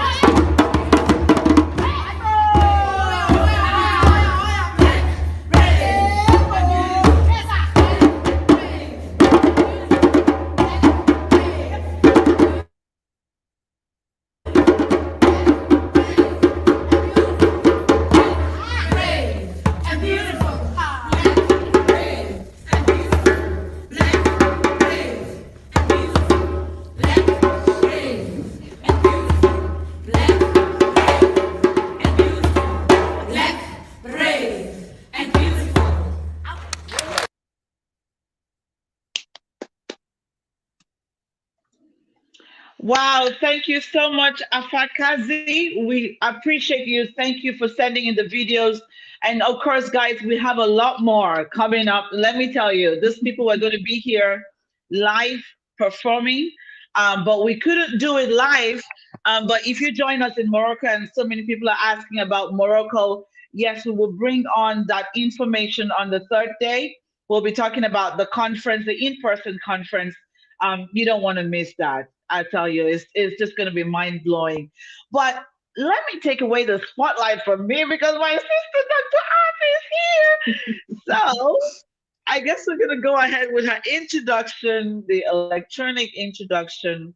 Is any Femi around? So let me just put this Mo out. Okay. Roberts is a seasoned entrepreneur and founder of Celebrating Humanity International Proprietary Limited and Key Leadership International Proprietary Limited, operating nationally and internationally for over 24 years. She is also an international keynote speaker, leadership coach, diversity and inclusion specialist, and has her own weekly live radio show in USA with IBGR Network.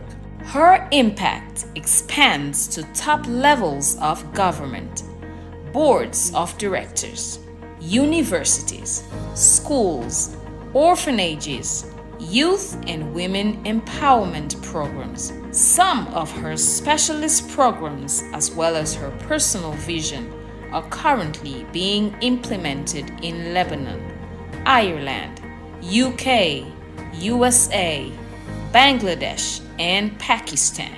As a philanthropist, her life's experiences have taught her to create a global movement of compassionate leaders of influence who will impact many others to live a life of intention. The Value of Compassion that she recently wrote is currently being used to launch Transformation Lebanon 2021. Let's welcome Dr. Earthy Moore Roberts.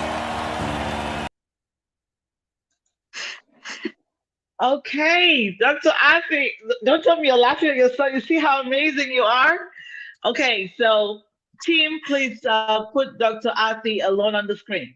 There you go.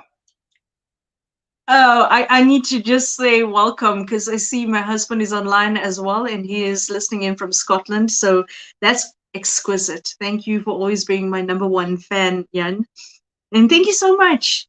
So much for this incredible moment.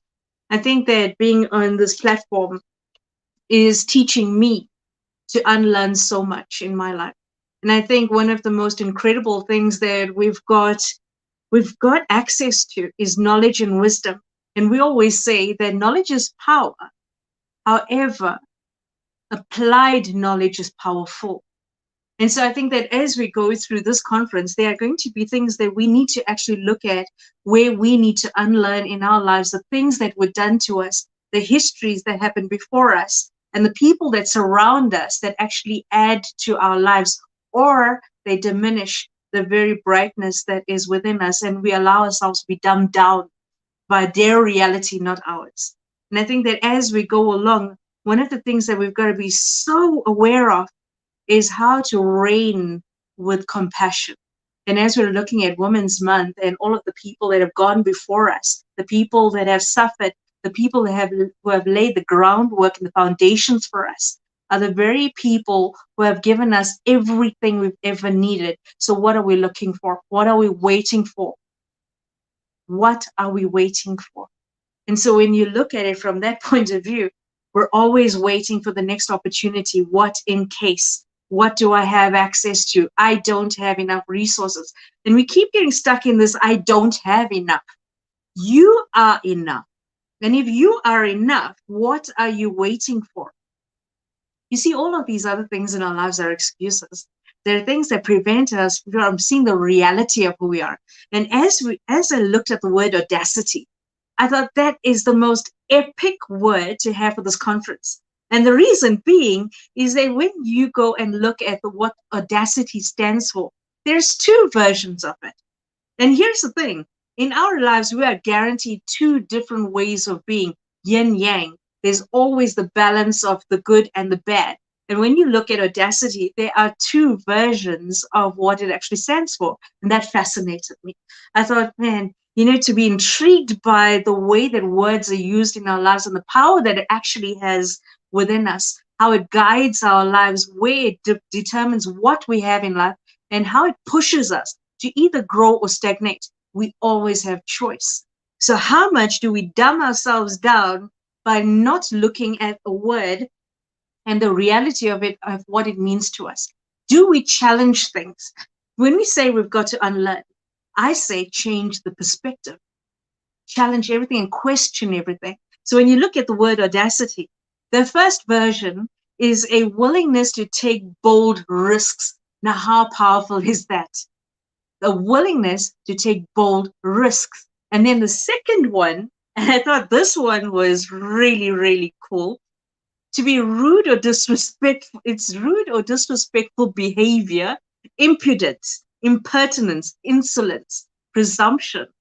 And when you look at the similarities for a willingness to take bold risks, what it resonates with is boldness, daring, fearlessness, bravery, courage. So we choose what we will take into our lives, and our behavior, our attitudes, our beliefs, and the way we speak into people speaks massive volumes about the reality of the state of our mindset, our beliefs, and what we believe about ourselves. So when I said reign with compassion, the beauty of a woman is that as a nurturer, she's got the ability to take on a world that is suffering, to take on a family that is hurting, to take on the hurt of the people around her and mold them, nurture them, guide them, and support them. And one of the biggest gifts that women have is that they sacrifice everything for everybody else, but they forget that they are worth it. And it does not matter how many motivational talks we go to. It doesn't matter how many books we read.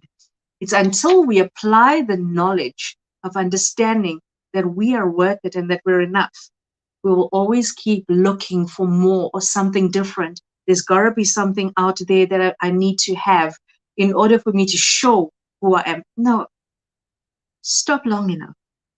Take a deep breath and look in that mirror, right? Look into that mirror today and then speak into your soul and speak into the generosity of your heart and say, I am enough because I feed my family. I take on the brunt of other people's issues. I listen carefully to people. I show respect even when I am feeling disrespected. I step up and stand up for injustices around this world all the time, even if nobody acknowledges me. I give selflessly without expecting anything in return. And see, here's the thing. If you are going to reign supreme as a person of compassion, a compassionate leader of influence, a person who values compassion, understand that you are in charge of the choices that you make every single day. And so if you look at all of the things that we have ever learned, if audacity, the one area says it's either impudence or it's insolence or it's disrespectful behavior, the other side of it is a willingness to take bold risks. What do you hear when you hear sentences and the things that people say to you? What are you taking into your mindset, into your subconscious belief system that then drives your conscious behavior? And that's what gives you the results. You see, if your heart is hurting, you are actually looking at life from a very different perspective. It's not rose-colored glasses. It is glasses that are protecting you from seeing the brilliance and the beauty of what you can have access to. There's a difference. And so when you look at it from that point of view, you always had choice. Not choice to be beaten up and not choice to be on the receiving end of how people brutally took advantage of you. Not choice in the way that you have been on the experience, that you've experienced abuse on all the different levels. Not choice because you're born a woman.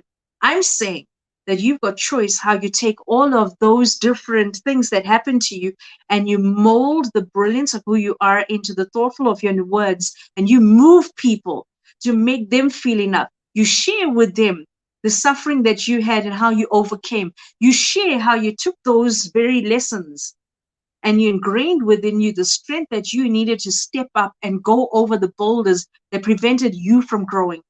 And so when you look at it from that point of view, you always have got choice. And when you look at the circumstances around you, it never ever defines you. The circumstances are just there to guide you into what you don't want to have and the things that you do want to have, which means that you can make decisions always. You always have got the ability to make the decisions and choices that works in your favor. So when you are in the middle of something that is really toxic, go and watch all of the different videos that show you the skills and gives you the tools to make better choices and decisions that work for you. You see, there's going to be a lot of people that you'll come across in life that will do these most incredible motivational talks. And you'll walk away feeling, yes, I can do it. And then reality hits. Because then you look at your environment and say, but I don't have a support structure. But I don't know where to go. I don't know how to help myself. I don't know how to help my children. I don't know how to help my family. And see, those are the stumbling blocks in thinking. Now, if you reached out to people who are like-minded people who are in the same environment or similar environments, who are growing or prospering, who are actually sharing their different tools and techniques, and you use it, and you start to build within you, you grow your mindset, self-development, all of that allows you to actually build within yourself the strength that you need to grow your confidence in the way that you deserve, to overcome trauma, to overcome all of these things that have held you back. I'm saying that you too can do this. And the only reason I say this is because I experienced all of these different things growing up. And being raped at the age of 13 by a policeman, being sexually abused from 3 to 13 by my own father, being in a community-based culture where they were always protected and I was a nobody, being in a position where I was told that maybe I deserved it and brought it upon myself, and going through all of those, the anger and the hatred and the frustration and the pain, the suffering, the greatest gift and lesson that came out of all of that pain and suffering was compassion. It wasn't just compassion for other people. It wasn't just compassion for my fellow mankind, just compassion for myself. You see, the biggest thing that I learned from those lessons is that before you can give to other people, you need to build within yourself the strength that you need to be able to give and pour into people the love and the gentleness. It's the way that we speak into them. Compassion is something so beautiful. And I came across a really beautiful saying, and it actually comes from the Bible when I was looking at it. It says true compassion is being so moved at a gut level that we move to the point of action. And Jesus was moved by compassion for the poor. We are told that he had compassion on them because they were harassed and helpless like sheep without a shepherd. It comes from Matthew 9:36. And see, that actually stood out for me. That actually made me think about the helplessness that people have. It made me think about, what about the poor? What about people who don't have? And it actually made me understand that there is a difference between empathy and compassion. You see, empathy is the emotional state of being. Emotion, where you actually feel for the person. But here's the biggest key about compassion. Compassion is the gift that you give to yourself in your behavior. Where empathy is the emotion, compassion is the behavior. And if you can adjust your behavior in every single way, every single day, that you don't allow people to trigger you, you're then able to actually walk this earth knowing that you are enough. And people always say, you are enough, I am enough. How much do you actually believe that? How much do you actually take into your soul knowing that when you wake up, you will be intentional in your day because you know that as you walk this earth, you have got the ability to add value to the people that you interact with. When you walk out that door, regardless of what has gone wrong, you can have compassion in your interactions with the way that you speak to people and you allow them to feel like their day has just become so much more exquisite because they were in your space, which means that your energy speaks volumes about you before you walk into a building, before you walk out your door, as you walk to sit down in front of your children. Your energy as a woman shows you that you've got the power to reign over your environment, to reign supreme over the people that you interact with, to reign over all of the issues, all of the traumas, all of the tribulations, all of the bullshit that we come across because history decreed that women were not enough. And I'm saying that women are so epic and so much more. Now is our time to show visibility. Now is our time to step up and say, get out of my face. I'm here. I dare you to move me. I dare you. Because you cannot touch me if I am strong within my spirit, within my heart, within my mindset, within my soul. I dare you. Watch this space. Because you see, as you walk this earth, nobody can move you unless you allow them to. Every single thing that we get in our lives, we have allowed people because we either did not understand how to deal with them, we did not have the communication skills, we did not have the coping mechanisms, we did not have the mental health that we needed, we did not have the self-care that we needed, we did not have the self-compassion we deserved. See, there's the thing. Question everything. I heard it saying, do not bite the hand that feeds you. And I'm saying, get lost with that bullshit. Because we've taught people to become entitled to handouts. What we need is not a handout, we need a hand up. So we always hear the saying, lift as we rise. Who are you lifting? If you don't even know where you're going, what direction are you taking people in? If your ship does not even have a direction, where are you heading? What are you going to do with life? You see, your compass talks directly into your reality and you understanding what your vision and purpose is in life. If you are uncertain, take a step back, take a deep breath and realize this, that you too are a miracle. That as you walk this earth, that is all you need to know. Your purpose is that you are a miracle. Now, what are you going to do with that? Go and journal. What are your strengths? What are the brilliant things that you bring every single day to the people around you? Do you make incredible food and sandwiches? Do you actually have so much thoughtfulness that you offer somebody something to drink because you are going to do that for yourself? Are you the type of person who listens so intently that you actually help people out of their problems and challenges just because you were present, listening intentionally, right? How simple is that? You are on purpose when you are coming from that point of view, when you are resonating at such a high level of energy that your energy moves people. So why do you have to document it and say, I know what my purpose is? When somebody asks me what my purpose is, I say, I'm standing in front of you. Is that not enough? I'm being present right now.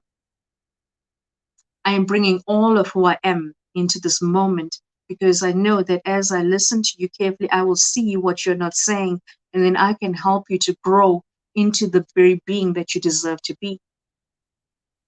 Is that not enough? Why do I have to dumb down everything that I am so that other people can understand it for themselves?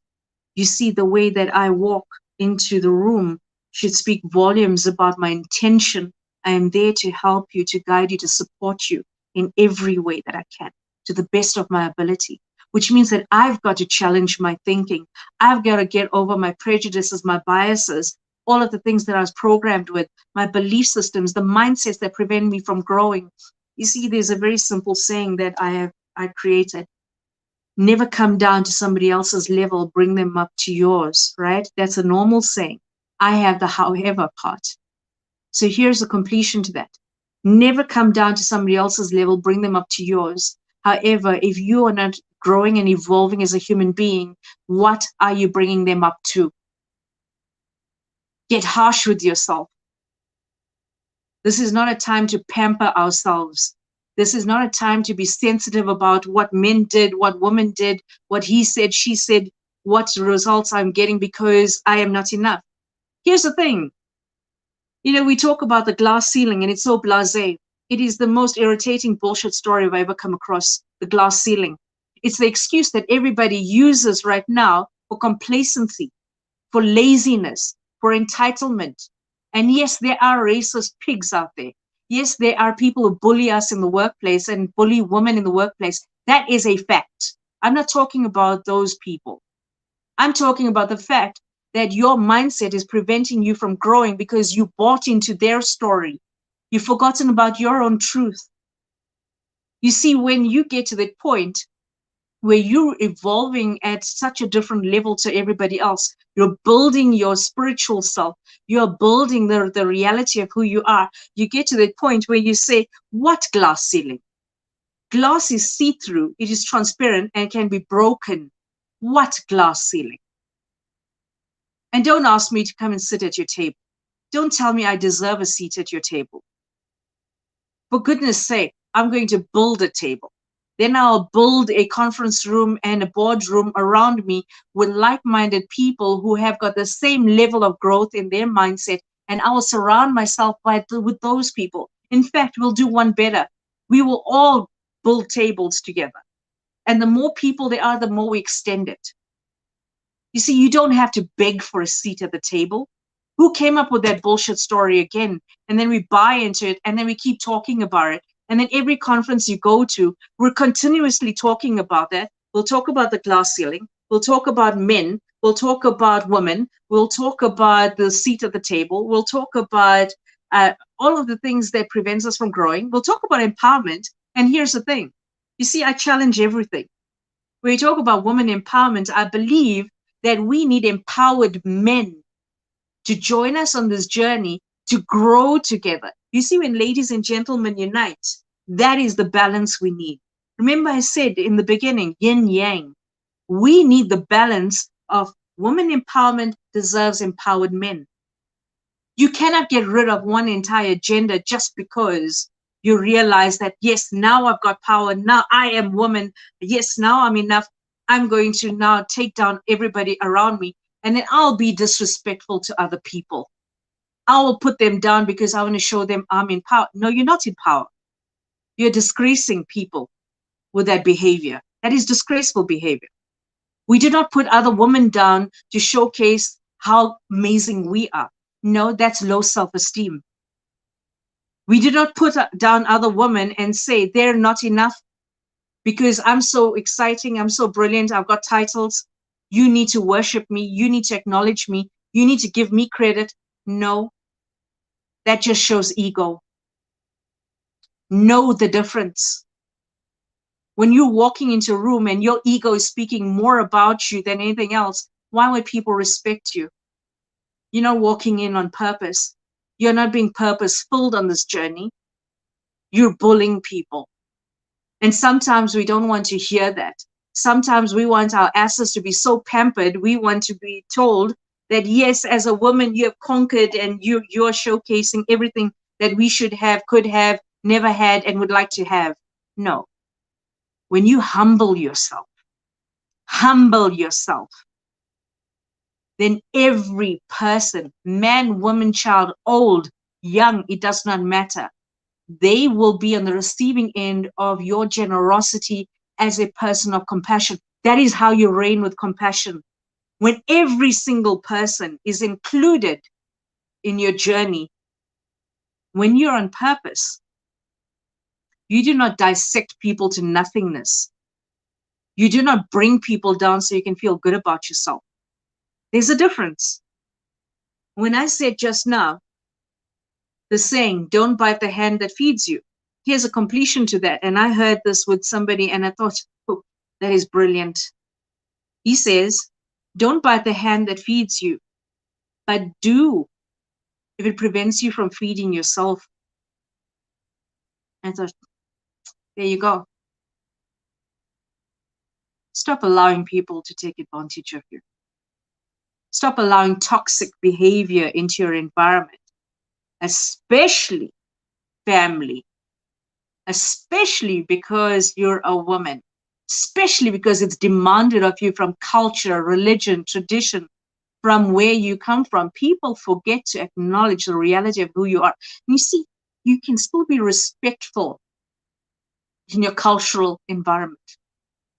That doesn't mean that you're going to dumb yourself down to nothingness. You see, behind a lot of people's cultures that are community-based, the thing that they would never ever tell you, the cowards within them will never ever tell you that there is sexual abuse happening behind the doors, that there is harassment, that there is gender-based violence, that there are men who are beating their women up, that there are fathers who are sleeping with their daughters, that there are uncles, that there are brothers, that there are grandfathers, that all of them have been taking advantage of women for so long. And because they don't have a voice, they think it's okay. It's not okay. It never was, never will be. But in order to actually challenge the injustices in this world, you need to walk this earth with compassion and being on purpose and understanding that you are enough to take that on. And you don't have to take it on by marching in the streets. You take it on in your conversations. You take it on in the way that you build your environment with the people that you surround yourself with the things that you listen, with what you read. That is how you take it on. You don't have to be on major platforms and be a keynote speaker. The day you have got courage to acknowledge that that behavior was never enough, and then take a deep look at how you treat people around you. Are you that mother-in-law, that mother, that sister, that auntie, that woman in the business environment, that PA, that director, that female CEO that talks down to people? Then you are just as bad as them. And I know I'm harsh, but look, I'm never going to apologize for my reality. I will never ever apologize for why I walk this earth. You see, I'm not looking for friends.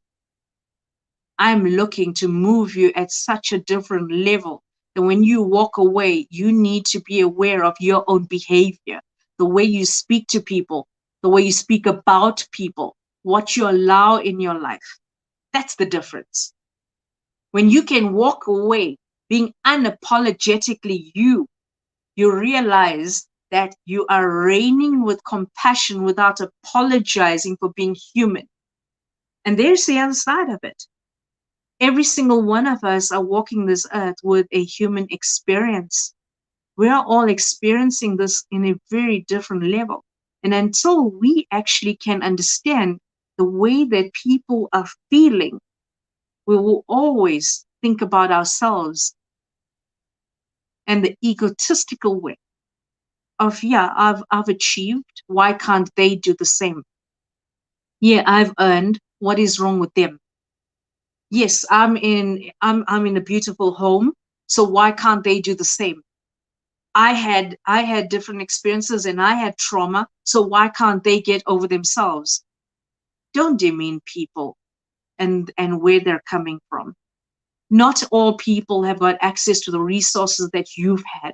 Not all people have had access to coping mechanisms, to training programs, to courses, to all of the amazing things we've got, motivational things, podcasts, books, talks, conferences, networking sessions. Not all people had that and we should look at it as a privilege, right? We're privileged to be sitting on this conference.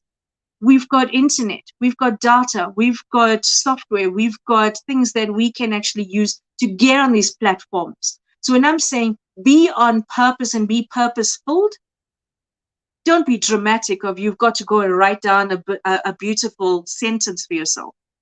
Go and share the information. Go and share your reality. Go and share what you learned. What did I say in the beginning? Knowledge is power, but applied knowledge is powerful. Go and share the knowledge and the wisdom with people. The storytelling in Africa teaches us the simplicity of this. Omakelwan. It's our neighbors, being neighborly again. It's the Zulu word, aka to build, akelana to build with each other, or makelwan. The people who will build, support, guide, and help you to grow. They will help you to build your home. There's no ego there. That is the beauty of community. And they don't want anything in return. But when they are building their home, you go there because there's a generosity in Africa that we have forgotten. Africa has got the most incredible, beautiful, stunning, amazing storytelling that teaches us lessons that nobody can touch us. The Western world will fall at the feet of Africa and the women here because we have not been given the opportunity to showcase our reality and what we've got to actually share with the world. That's because we've been quiet. That's because we get onto some of these platforms and we forget to share that knowledge. You see, to reign with compassion, share what you've got. It's that simple. When you get out of here, all the notes that you've written, type it up, type it into WhatsApp groups, share your knowledge, share it because you are privileged to be on the receiving end of things like this. You are privileged where other people never knew that, yes, there is light within them. Explain to them what it means to be enough. Explain to them what it means to overcome injustice. Explain to them what coping mechanisms are. Explain to them the beauty and the brilliance of reading a book that stimulates their thinking. Explain to them what self-confidence and self-development means. Explain to them what self-growth means. Explain to them what it feels like to reign with compassion. Explain to them why the things that have been done to them was never their fault and that they deserve the best. Explain to them that love and thoughtfulness and the generosity of who you are is enough. And when you get to that point, you realize that there's so much within you, and you'll always feel on purpose when you help somebody else. It doesn't have to be dramatic, and it doesn't have to be exposed on social media. It doesn't have to be showcased in any way. The fact is that when we collaborate and we partner and we change our mindset to the point where we realize that men are equally hurting as women are on different levels, you will walk away understanding where your own prejudices lie, because not all men are abusers and not all women are abused. I'll say that one more time. Not all men are abusers and not all women are abused. And if not all men are abusers and not all women are abused, then it makes sense that they have got the ability and the responsibility. They have the responsibility to help those who are. It's that simple. We all have got that responsibility to help the people who are voiceless, the people who don't know what it means when we say, speak your truth. What does it mean? If I speak my truth and I say that these are my experiences and nobody helps me with it, what's the point? We allow people to go into a spiral of helplessness and into sadness and into a depth of depression because we did not share with them what we have learned, what we've had to unlearn, and what we are relearning as an amazing skill. That's collaboration, that is thoughtfulness, it's compassion. And when you look at it, I mean, compassion is entering into the pain of another. That's what you're doing. Compassion is entering into the pain of another.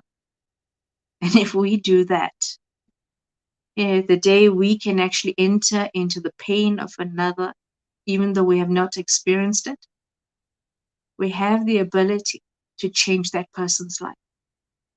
And so I'll leave you with a very simple thing. Choose today to live a legacy, not wait to leave a legacy. Don't wait until you're dead so that people can sit around talking about how brilliant and amazing you were, when majority of them will be killing each other after you're gone to see what's left in the world for them. Don't wait to go and create things for people in a will. You see, if you've got the will to live right now, live a legacy now where you impact the lives of every single person you interact with because you have that ability. Live your legacy now. Don't wait to leave it to people who are ungrateful, to people who don't understand. You see, our ancestors, the people that went before us, they all left a legacy of us understanding that through suffering, through struggle, we all have got the chance and the opportunity to do something different with our lives. That's what they gave to us. They lived through the struggle and the pain, and they grew through it, and they gave to us what we needed, the tools that we need. So what are you going to do? Are we going to sit over here and talk about unemployment? Are we going to talk about the rate of everything increasing? We're going to talk about negativity stuff, and then watch how the people around you come and sit and wallow in self-pity. Be careful who you surround yourself with. If you've got negative people, leave them. Move away. And if you can't, adjust your mindset to be so strong that it does not affect you. Write off those interactions as entertainment. Sit back quietly and watch the entertainment around you as people demean themselves to nothing. But that doesn't mean you've got to join them. And when they're done, you quietly speak compassionately into their lives and you change the subject and you guide them to something different because you've got choice. See, that's the brilliance in life. You always have choice. And that's the thing. We're going to walk through this earth, understanding the human experience and where people are coming from. And when we get to that point, we should never be having diversity and inclusion training because we'll be so inclusive of people and where they're coming from that compassion will guide us to the point where we will heal within ourselves the things that have been holding us back. And then we heal the things in this world that has prevented us from growing and connecting in life. You see, history does not determine what we can have in our future. And so the 3 E's I will leave you with is embrace your past because therein lies the gift of lessons that will help you to mold what you deserve to have, be, and what you do not want in your life. Embrace your past.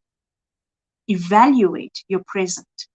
Where do you need to grow? What coping mechanisms do you need? What tools do you need? Because therein lies your reality of right now. I am not managing. I am battling with things. That's my reality. Okay, then find out where you can find these tools. And then evolve into the future you deserve, which means that you gotta have such visionary thinking that you know that you can have, be, and do, and create everything that you want from your life, from your relationships to the businesses, as an entrepreneur, as a mom, a dad, a brother, a sister, a child, whatever you want to do, wherever you want to go in life. Evolve into the future you deserve. Life's that simple. And I'll leave you with one final thought. At the level of respect, all people are equal. Thank you.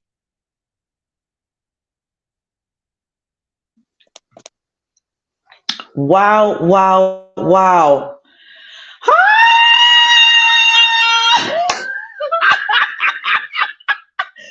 Oh my goodness. Doctor, no, I don't know what to say. I think Uniform is going to be good with this. Seriously. Dr. Afi, I love you. Thank you so much. That was okay. I'm going to have to come back to you just because of time. We're taking questions, but I mean, the comment section is just insane. Like it's on fire. I can't even keep up with putting the comments up. Oh my goodness. Sis, that was a wake up call for everyone. I don't know who felt the same way because one thing that I kind of felt in my brain, it was like a hammer in my brain is like, leave your legacy. Don't leave it. sis, you just kind of put light on that. And that's so important because we talk about legacy. And every time we talk about legacy, we talk about leaving our legacy. We don't talk about it in present. And I'm so glad that you put the light on that so that we can pay attention that we're here, we're present. We should make it happen now. You don't want to wait till you die. Oh my God. Listen, guys, who has the offering basket? We should start taking the offering right now. Seriously, I felt like I was in church. Are you kidding? Oh, sis, I love you so much. Your message is, you already know that. Your message is just unbelievable. I mean, all of the speakers this night kind of, I feel so hot.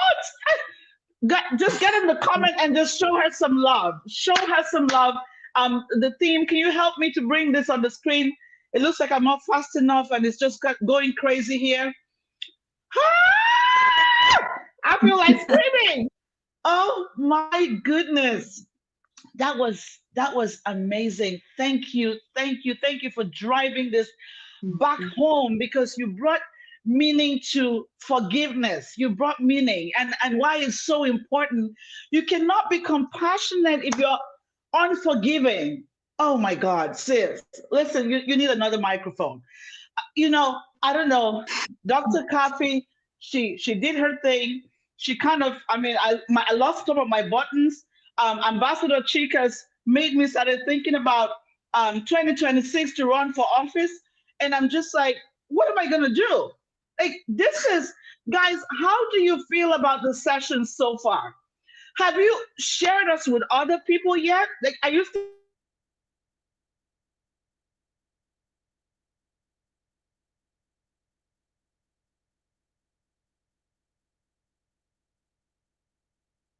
Can you hear me? Can you hear me? I'm not sure what happened with the internet. No, we Okay, lost you for a wonderful. few seconds, but you're back. Okay, yes. So while we're trying to settle in, Dr. Afi, because I mean the comment section is going crazy. I want to bring Dr. Kafi here. She's just going to take. There's a question for Dr. Kafi, and she has another session. So I want to quickly bring her. Dr. Kafi, are you there? Please turn your Yeah, I'm here. camera on so you can take the question. And if for me, can you give her the questions because she has another I'm session to here. teach. Ah! Oh my goodness, this is so hot. That Let me was bring back Any for powerful. me. That was powerful, Dr. Arthi. That was powerful. Hey, That was mind-boggling. Well done, man. Listen, Well Thank done. you. That was Thank you. awesome. Awesome. that was intense. Awesome. I tell you. So, Any for me, do It your was thing. so Do your ripping. thing. I'll be back. Yeah, it was. I mean, I was delivered right in the session. I didn't even need to lay hands on myself. Like I just felt it getting out of me. Oh my goodness, this is exciting. So, Any for me, do your wow, thing. Go for it. Any for me. wow. You know what when she was speaking, because I hear people say that, oh, I'm not all over the place. I don't have energy or something. Energy is not about moving about and shouting. There's something called blue flame. There's something called orange flame. Like what Auntie brought here is blue flame. She was burning us softly and slowly and gently, but the fire was just amazing. Wow. Thank you so much, Auntie, for that amazing, Thank amazing, you. amazing session. We need to definitely listen to this again. So I have some questions here, and I believe that these questions are for Dr. Kafi. Number one says, what do I do Okay. when my parents do not support my dreams and want me to pursue another career? Dr. Kafi, I believe that's for you. Okay. Okay, first of all, parents not supporting your dreams comes from a place where the parents are afraid. African parents naturally project their insecurities on their children.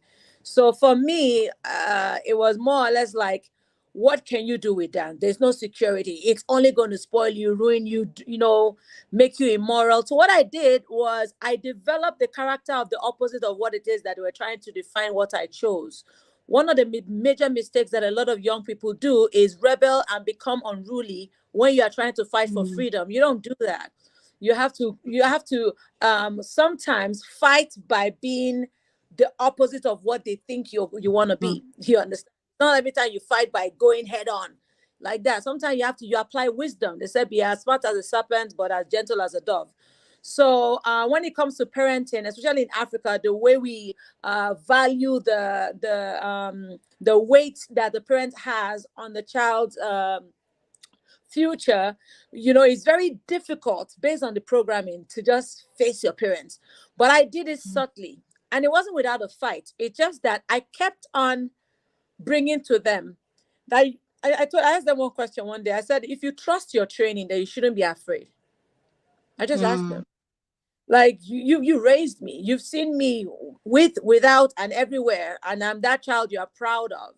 So why can't you trust me enough to decide what I want to do with this? Not everybody accepted immediately, and at most of the time I had to do it behind their back because I was so sure. See, one thing about rebellion is you got to be rebellious. If you want to be rebellious, be sure to make sure you succeed at that rebellious move. You understand? Don't be rebellious and go and fail. You understand? So I was rebellious from an angle of probably not being able to tell them when I go. For instance, I learned swimming without them knowing. And African parents, in my own family, is everything is, hey, you will go and die. Learn to swim, you are going to drown. Learn to play basketball, your leg will break. Learn to do this thing, no, your neck is going to twist. Like, everything had this negative connotation. And I was like, no, I'm not going to drown. And I learned it. So you need to apply wisdom. You know your parents, you know their weak points, you know their strong point, but you know you the most. You know you the most. You came out of them. You need to stand for what you are, and you need to be able to communicate it to your parents. I think that is one of the greatest things I had to do. I had sit downs. They were very scary ones, but the more I had them, the more it was sinking in. And it's time. Don't give it time. Give it time. But don't let it change where you want to go. Please don't. Listen and learn. And sometimes some of the things that they're afraid of are valid. You also want to consider those as your SWOT analysis sometimes before plunging into the direction you want. Yeah. Thank you. Any other question?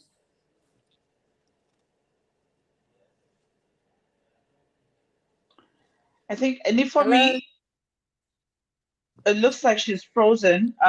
Yeah, I think there was one more that she sent. Hold on a second. Okay. It says, I want to wait. pursue my passion of music, but it's not paying yet. And I need to be earning money because I'm taking care of myself.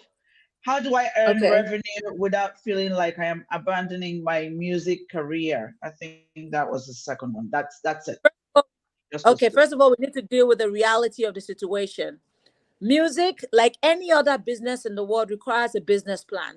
It requires capital for investment. It requires it's the same structure. I don't know why people think that because they cannot put their mouth and sing and record something, then they're just going to go out there and somebody's going to buy theirs. It doesn't work like that. It's the same way somebody structures a business. You have to treat it like a business. You need to have a business plan. You need to have a target audience. You need to know which region do I want to send my music to? What tools are available for me to send my music? What can I do with zero capital? What platform are available? In fact, you're in the best period you're the best generation to sell music. When we started dancing, if you don't literally go from one country to the other, one city to the other by bus, you're not going to get the music there. Now you can sit in your house and plug onto a lot of streaming platforms, and start pushing to different fans. Use your WhatsApp, use your Facebook, use your Instagram. Stop chatting with friends that have no connection to what you want to do, and start pushing your music with a direction. There's a brand behind you. There's a human being behind the music. Who are you? What are you selling with the music? People want to buy people nowadays. It's not just product and sound. So there's something about you that is unique that you can sell along your music. So there's a lot about that. I do courses on that as well to let people know, because I've helped a lot of top artists from scratch, from Tiwa Savage to Whiskey to Olamide. These are people I've helped from scratch. And it's not overnight success. You need a job to do music. Like, you need a side hustle. If you want to do music, you need something that is paying you. So you will not use music to feed your daily expenses. I will tell you that categorically. Carrie, you cannot do that. It takes time. It's like going to the farm and planting corn, and you're sitting down by the corn and saying the corn must feed you that day. It's not going to work like that. You understand? So you need to maybe look into other opportunities, other things that you can do, which I'm very, very sure if you dig deep and you are humble enough, there's dignity in every labor. And there's a service you probably can provide. You're not checking in yet. I hope that helps. Yes, thank you so much, Dr. Kafi. I hate to let you go, but I really enjoyed spending time with you. It was so powerful. Thank you for the work that you're doing. You are amazing. And guys, listen, if you want to hear more of Dr. Kafi, you need to hang on tight and be part of the community, be part of the academy. We have so much coming up for you that you can be part of. So, Dr. Kafi, I love you. I love you. I love you, my sister. Thank you so much. Thank you for all that you do. God bless you. And Thank of you. course, I'll see you. Well, awesome. Dr. Arti was awesome. Oh my goodness. Thank you. I had an Thank opportunity to you. listen to her. That was what I call a soul rejuvenating speech. You know, you don't even need to try to hit hard. It sinks in. It penetrates by itself. Your voice is like a semi-permeable membrane. You just pass through people, whether they like it or not. You're gonna get through. So well done. I look forward Thank to you. meeting you. Yeah. Yes, God bless you. absolutely. Thank you so Yeah. much. Thank you. And of course, guys, we're continuing, and we have one more speaker, of course, coming again very soon. But I had to bring back Ambassador Chicas because we have a question for Ambassador Chicas, and then we'll get back to Dr. Athi. Dr. Athi, people are still flaming about you in the comment section. It's like, I love you. Listen, you can't love my sister too much. Okay, so let's. Anifemi, are you ready for us? Please, kick Yes, things I'm off. here. Can you And, hear me? okay. Yes, we can hear you now. Can you hear me? Yes, please.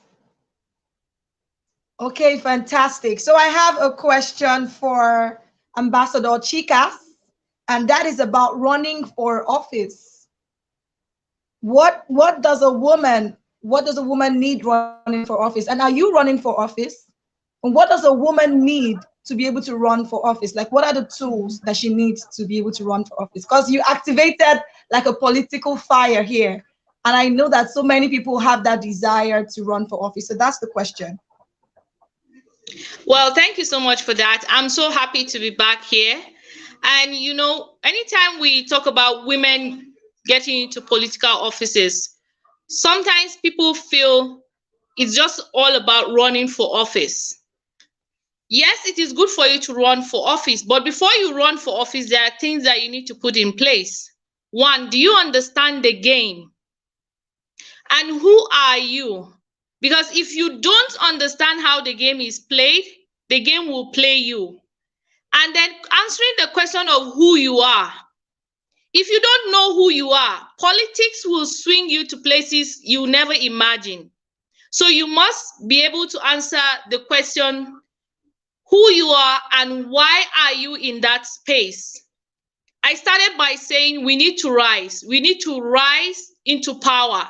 But for us to understand why we need to rise, we need to also understand where we are and where we need to rise to. Where do we need to move to?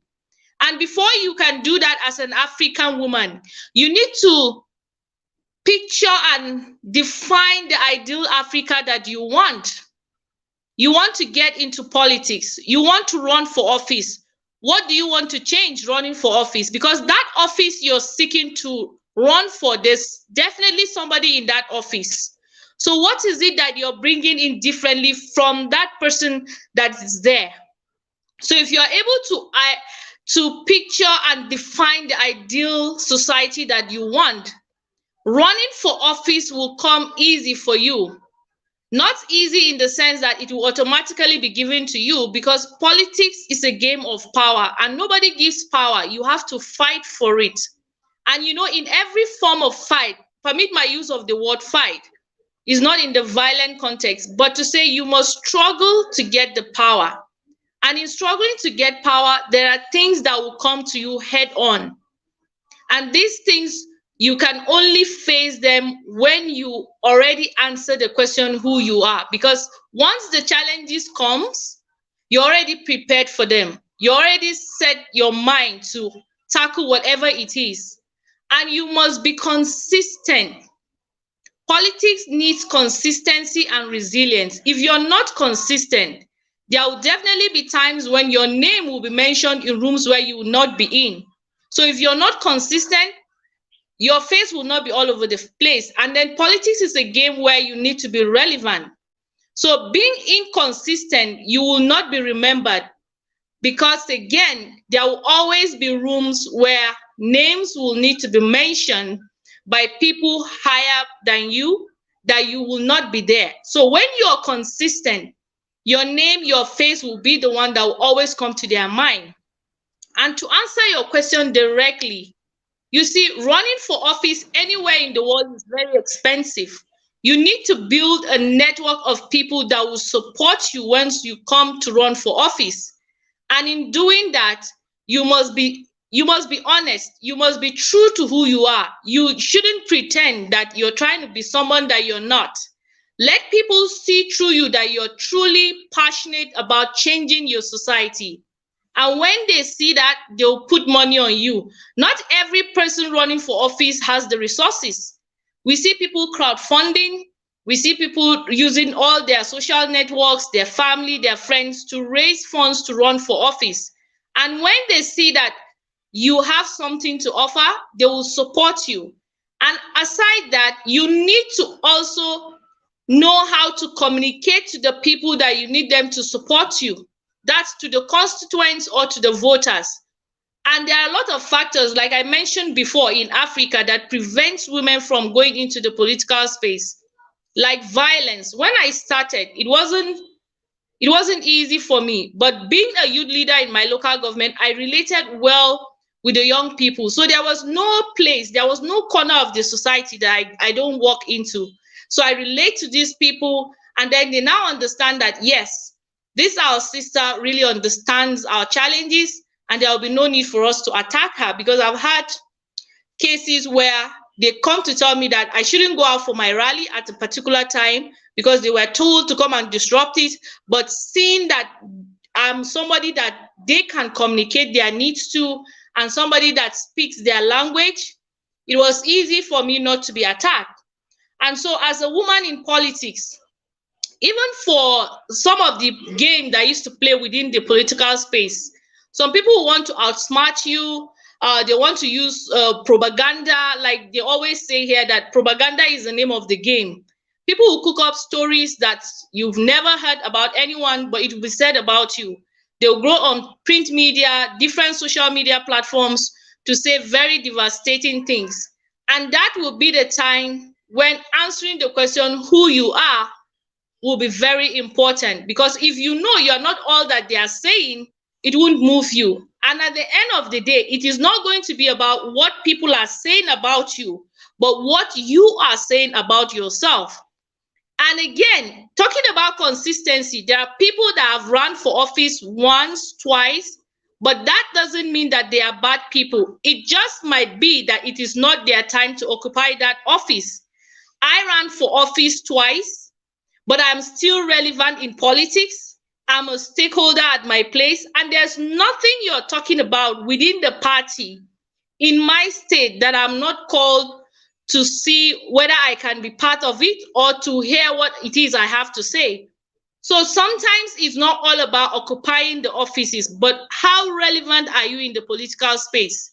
And if you build that structure within the political space, I'll tell you, there is no way there will come to be a time that you will not be in the seat of power.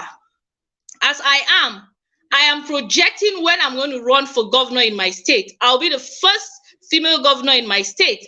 And I know when I'll be going to the Senate, and also when I'll be running for the presidency, because I don't believe that there's something in this political space that a woman cannot be, because I know I'm competent and I have the capacity to bring in the ideal Africa that I picture. And what is the ideal Africa for me? The ideal Africa for me is an Africa that is corrupt free of corruption, an Africa where we have access to our basic needs. There shouldn't be any community that in the 21st century we have people walking without shoes, or people not having access to basic clean water, or having access to basic healthcare facilities. And another thing is justice, equity, and fairness. That is an ideal Africa for me. And how do I want that to be? It's not by sitting on my couch just tweeting that someone must get it done. You must get into the ring and make sure that you speak about those issues. You want to see justice, you fight for justice. You want to see fairness, you must ensure that there's equity for everyone. And what again do I picture as the ideal Africa for me, where security and safety is guaranteed? You see, these things are basic life needs. It shouldn't come to the people as a privilege. Being a Nigerian, a Kenyan, or a Ghanaian shouldn't be a privilege. It should be that it is a right for every citizen to have its basic needs met. And if you picture that as a woman, you won't be seeing yourself as gender limiting you. You'll be concerned that these things must not be, and as such, stepping out to ensure that the right thing is done will be the ideal thing to do. And in closing, I would like to say that all the challenges that women face in politics, men face it as well. When you're running for office as a man, it doesn't automatically mean you have the money. It doesn't guarantee that you'll be getting the office you're running for as well. But what it means is you need to fight. And one thing I've noticed that women play differently from men in politics is having the stay in power. You would see a man from 1999 to this day still being in politics, regardless of whether he wins the office or not. But sometimes women get in and get out. But it is important for us to always remind ourselves that as women, that strength we carry, that personal political will that makes people want to stay in and get things done, that we do it in our own homes, we can bring it into the political space. And as such, for me, there's nothing the men are doing in politics that women cannot do better. And I still repeat, Africa's growth, Africa's development lies on the capacity to have quality leaders, and women are competent to deliver that quality leadership. Thank you. Wow, wow, wow. You did it again. You did it again. You gave us part two. What? Woman, you are enough. You are enough. Everything she said and more, you are enough. Please drop your questions in the comments if you have questions for any of our speakers. Drop your questions. I have a question, Dr. Athi. And, you know, Dr. Athi, your compassion, the compassion with which you speak with is very evident. It is evident that you are a person of compassion, that you are not just saying it. You are not just saying compassion. You are compassion. So my question is in the line of how did you become this compassionate person? Because everything you said about reigning with compassion, and now Ambassador Chikas has been speaking about knowing who you are first before you go and get played by politics. So I feel like compassion is a critical ingredient in the politics as well. Because if you don't have compassion, you cannot lead a people and deliver to them their solution. You may get there and just, you know, be carried away, right, by what you want or by the things that you think. So I really want you to talk about compassion, ma'am. How did you become a compassionate person? And for someone who is saying, I'm not compassionate, I've tried, what are you going to say to that person?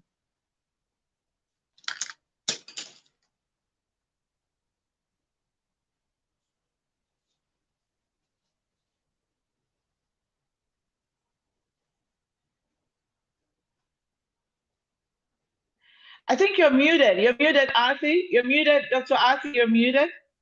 Yes, perfect. Can you hear me now? Yes, we can. Okay, perfect. Now, I was saying this is such a perfect, amazing question, because and a deep one as well, because growing up I never experienced compassion. I wasn't compassionate. I grew up on the receiving end of experiencing abuse, watching my mother being abused, watching other women being abused. I watched men being abused. I watched my brothers being hurt. I watched alcoholism destroying our family.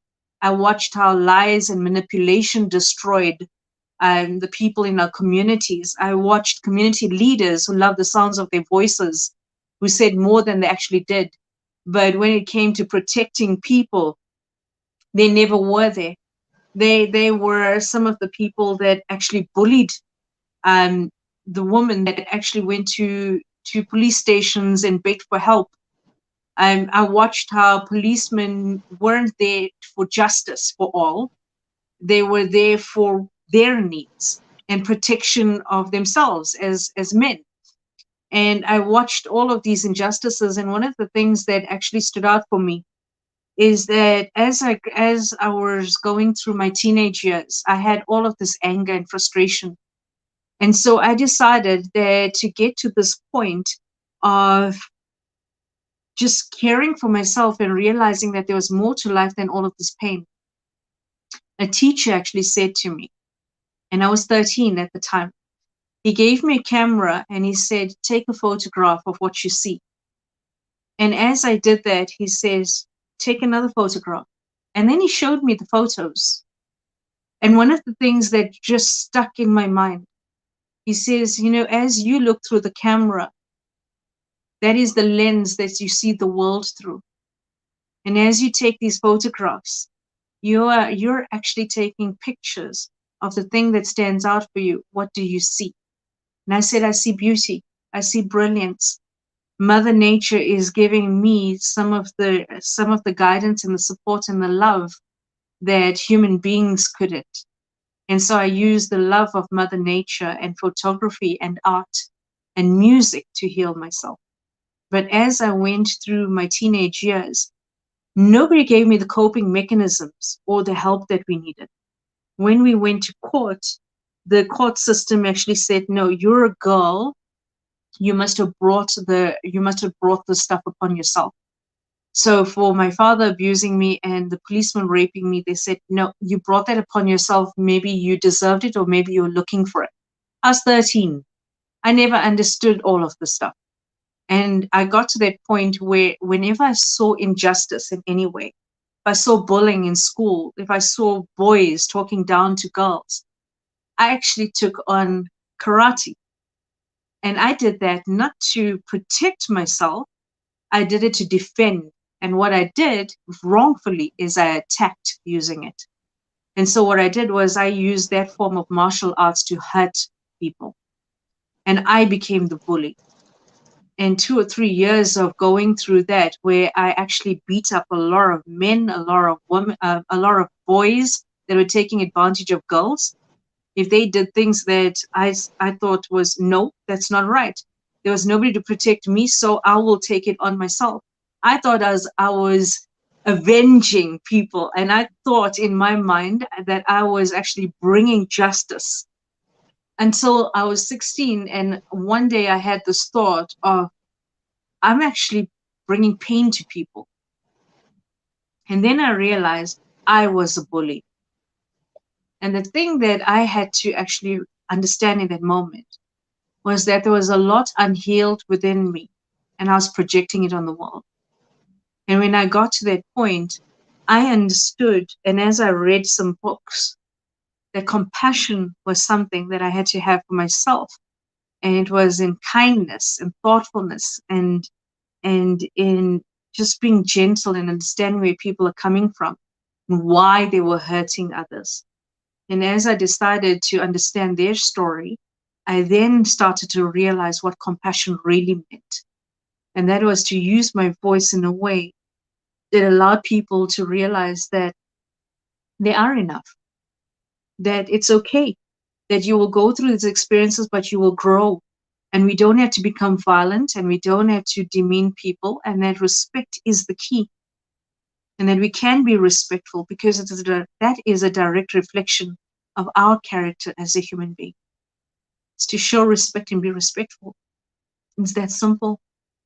And so I went through life trying to understand, how can I show more compassion to people?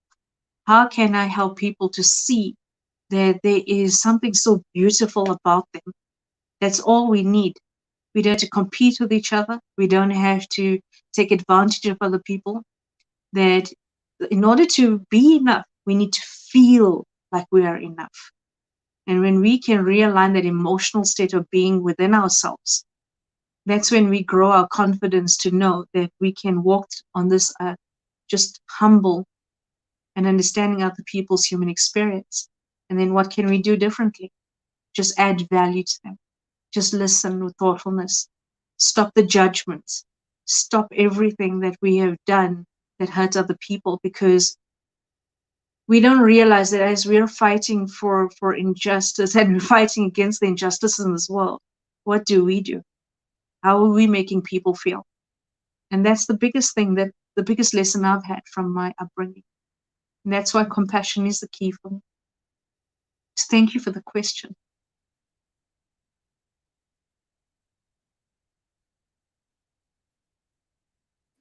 Any for me? Are you there? No, you're muted for some reason, and we can't hear you. Just one Can you second. hear me? Yes, we can hear you now. Okay, so yeah, I'm back on the stream now. Thank you so much for that. I mean, your story is so powerful, and I know that you inspired some people that listened to it. It inspired me. And you know, being in the hard girls gang, if you're in the audience and you're the hard girls gang, it's you need to become compassion. And there's a lot that Dr. Athi didn't share, I mean, in between all of that, because of time and everything.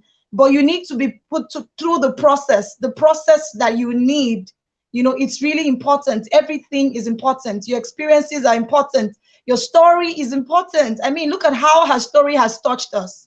So stop being ashamed of your story. Stop being ashamed of your background. Stop being ashamed of what you've been through. And everything that Dr. Louisa said about baggage. Sometimes we just come and then they see the baggages first.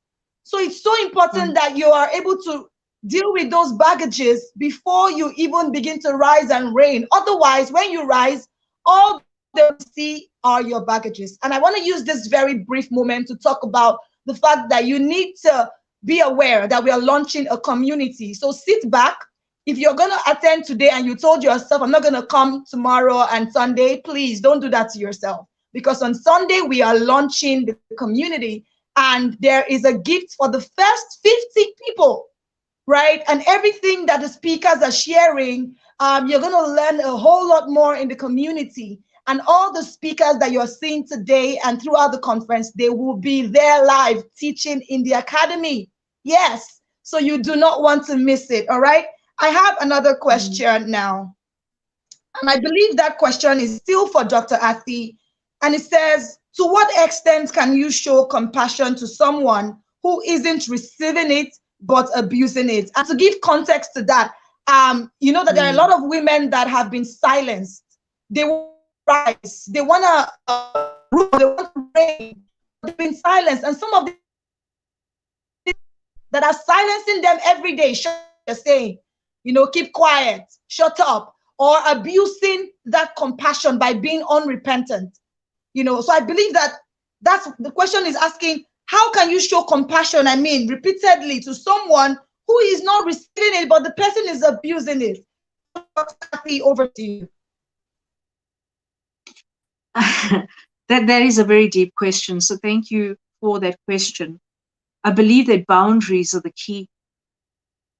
When you grow yourself so strongly in your belief systems of what you will allow in your life, you then start to guide those conversations differently. You don't attack those conversations. You don't react to those conversations. You start to learn how to respond in those moments to where that person's coming from. And that takes deep, deep understanding and love and respect. You've gotta be able to forgive so many times knowing that that person's taking advantage of. But here's the thing that I learned is that there's a difference between selfish and selfless. And when you're being selfless, you're always giving away to people all the time.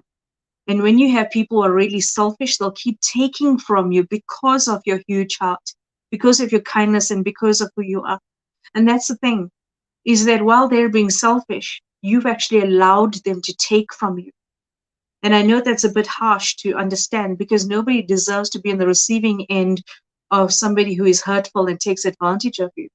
I'm just saying that, when you get to this point, you realize that being selfless and never stepping up for yourself, never being strong enough for yourself, you're actually being selfish to your own spirit. When your heart is hurting, you're actually demeaning the reality of who you are. You see, what happens with people like that is you've got to strengthen your mind to the point where your voice is heard and you can say, I will not accept. And it takes a lot of growth, a lot of coping mechanisms, and a lot of education to get to that point. And when I say education, I mean teaching yourself coping mechanisms that allows you to not go to bed crying because you're on the receiving end of those people. You see, because they keep taking away from you, they're destroying your heart, and that actually impacts you on a soul level. And when you get to this point and you say, I will not allow this kind of behavior to be in my environment or in my life, the only way you're ever going to find your voice and step up for yourself is to have courage that you build with skills. It is skills development. And people say, but what kind of skills? It's simple stuff. It's about communicating. It's about understanding your personality, understanding their personality, asking good quality questions, start to have engaging conversations, have courageous conversations. Ask the people, why do you feel the need to hurt me with your words? How do you feel when you physically hurt me? How does it make you feel? And when you look at it, what we're dealing in this society is with symptoms. You see all of the filthy behavior, the racism, the violence, the gender-based violence, the innuendos, the injustices, those are symptoms. That's what we're dealing with, and that's wrong. What we need to deal with is the cause. You see, within every single person, there's something that was triggered within them that actually talks about the unhealed parts. What's unhealed within that human being that causes them to project on you because you're strong. You may feel like you're weak, but see, there's the thing. People only pick on you when you are enough, and they feel that they need to draw from you your energy and strength to strengthen themselves. And that's how they bully you. They take advantage of you. They will try to bring you down with their words, with their anger, with their attitude. And here's the thing, when we're saying, what would you allow? That's where your boundaries come in very strongly. And that's where you actually start standing up for yourself.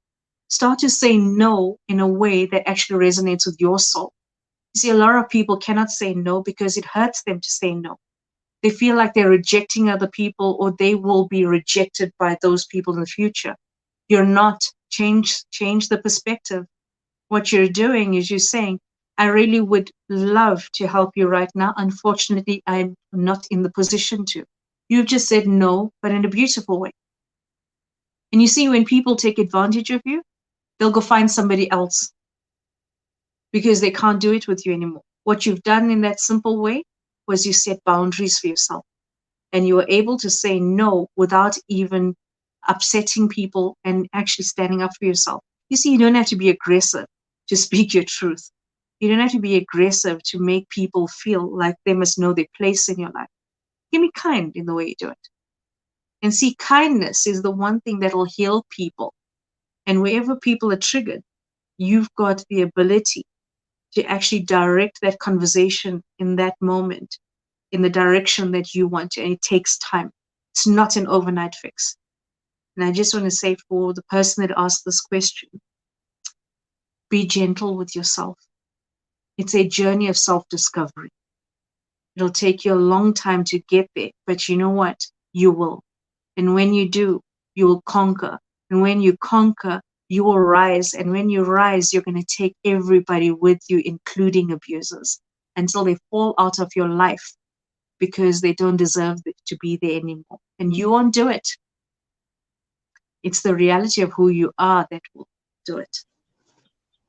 So just hang in there and be gentle with yourself, because you're worth it. Wow. It's the peace. It's the peace with which you say what you say. It's the peace. It's the peace with which you say what you say.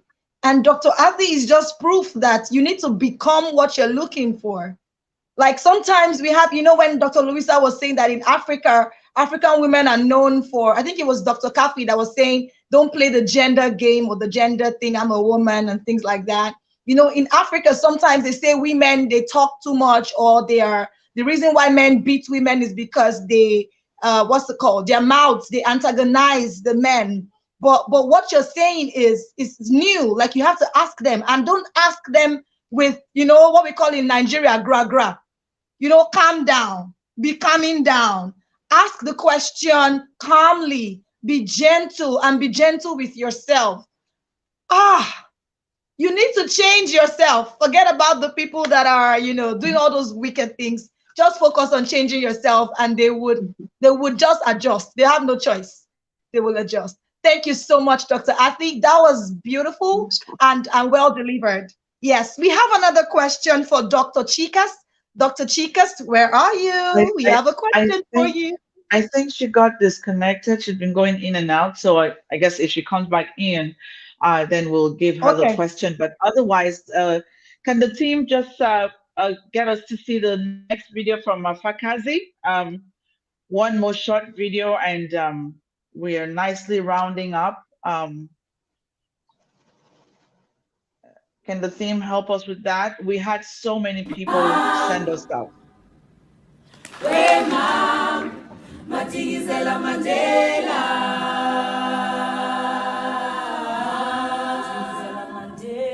Nomzamo Khawegazi siyabulela.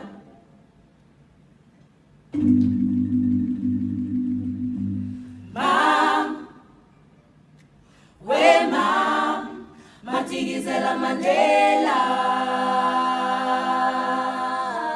Matigizela Mandela. Nomzamo Khawegazi siyabulela.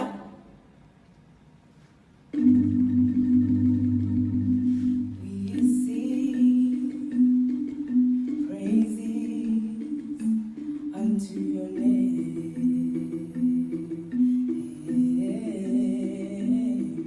We celebrate your love.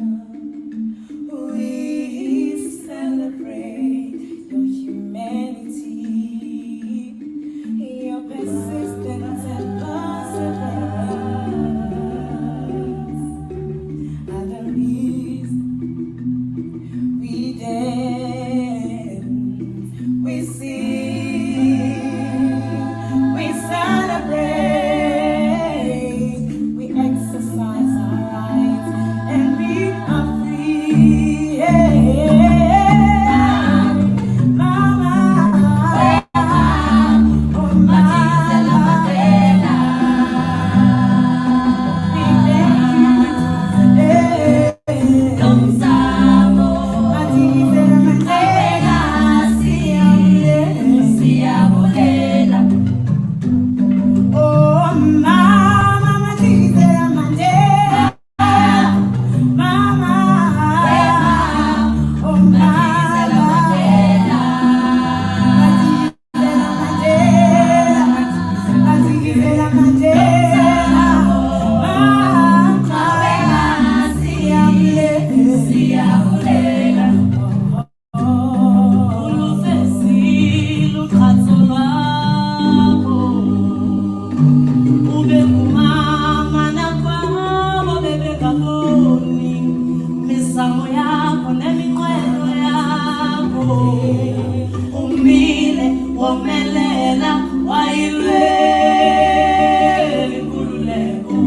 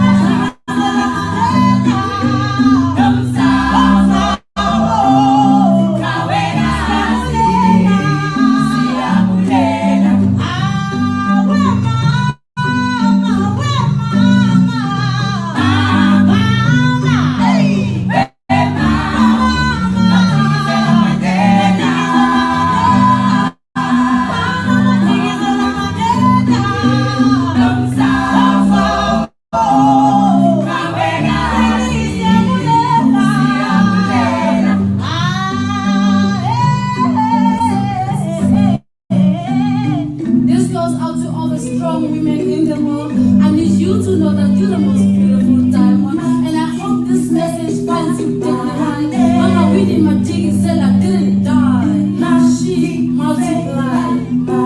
Her strength multiplied. Her courage multiplied. Her courage multiplied. With all the courage we have found, we can come. From the gas of souls to come the hurricanes. Unang sa, ito moto. Umama, wasiswe. Raise your fist up high when we say, let it taste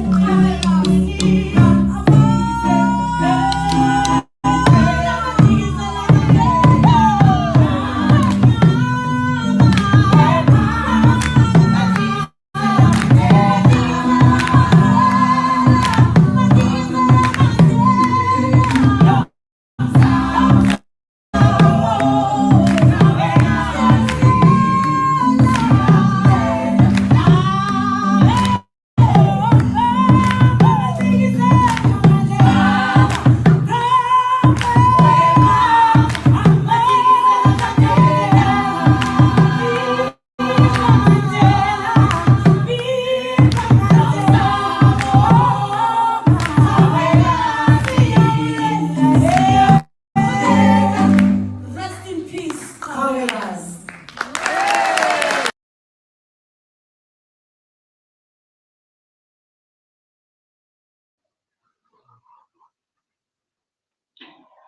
Wow, wow, wow, wow. Can the team bring us back? Oh my goodness. Any for me? Can you hear me? Can you hear me? Any for me? I just want to make sure that people can hear me. If you can hear me in the comment section, just say, yes, I can hear you. I want to be sure that I'm audible. Can you hear me? If you can hear me, just say yes in the comment section. Any for me? Can you hear me? Yes, I Can you hear can. me? Okay, wonderful, wonderful. I love it. Afakazi, I cannot love you enough. Thank you so much. All of the videos, I'm enjoying it. It's been an amazing time. The whole day. It's been an amazing time. We have so much to show you. So many women have sent us so much videos. We're going to be playing all of that tomorrow. Tomorrow begins earlier. I was trying to see if my sister Arthur can come back. We lost connection with her. I was chatting with her. Arthur, I love you. I love you. I love you. Thank you so much. Thank you for shining your light in the world. Thank you for the work that you do. Thank you for your message and compassion. Someone was asking for a book from Athi. Of course, she does have a book. And I also want you to know Athi is one of the facilitators in the academy. So you would be able to experience how we're bringing a lot more transformation through the academy, through the community. So you don't want to be left out. Guys, if you've been here with us up to this time, I want to say a big thank you. For those people who had to go to bed because, of course, it's late in some parts of Africa, we were going to have another speaker, but you know what? It is late. So she was struggling with connections, and she'll be here tomorrow. And that's the youth envoy to the African Union. Ayachebi will be here tomorrow, and we will continue this. So let me know how you're feeling at this point. I feel amazing. I feel so great. I feel all the love from every one of us. It's just, I cannot even put it to words. Thank you, thank you, thank you, thank you, thank you. There's so much comments coming up, and I'm not able to post it, but it's been amazing. Oh, Dr. Anana, I love you. Thank you, my sister. God bless you. Thank you, Precious. Thank you, Mfo. Thank you, Nabula. Thank you, Clarissa. Thank you, Blandina. Thank you, Fiati. Thank you, Nathindwar. Thank you, Ellen. Thank you, Shireen, Kalina, Ellie, Dami Lawler, Puri. It's good to have you. All of the Facebook users, I love you. Agata, Mel, Esnat, I love you. Lorita. All of the countries that are represented, all the countries are represented here. I love you. I love you. You feel amazing. That's how I feel. So this is just the beginning. Okay, this is just the beginning. So do us a favor.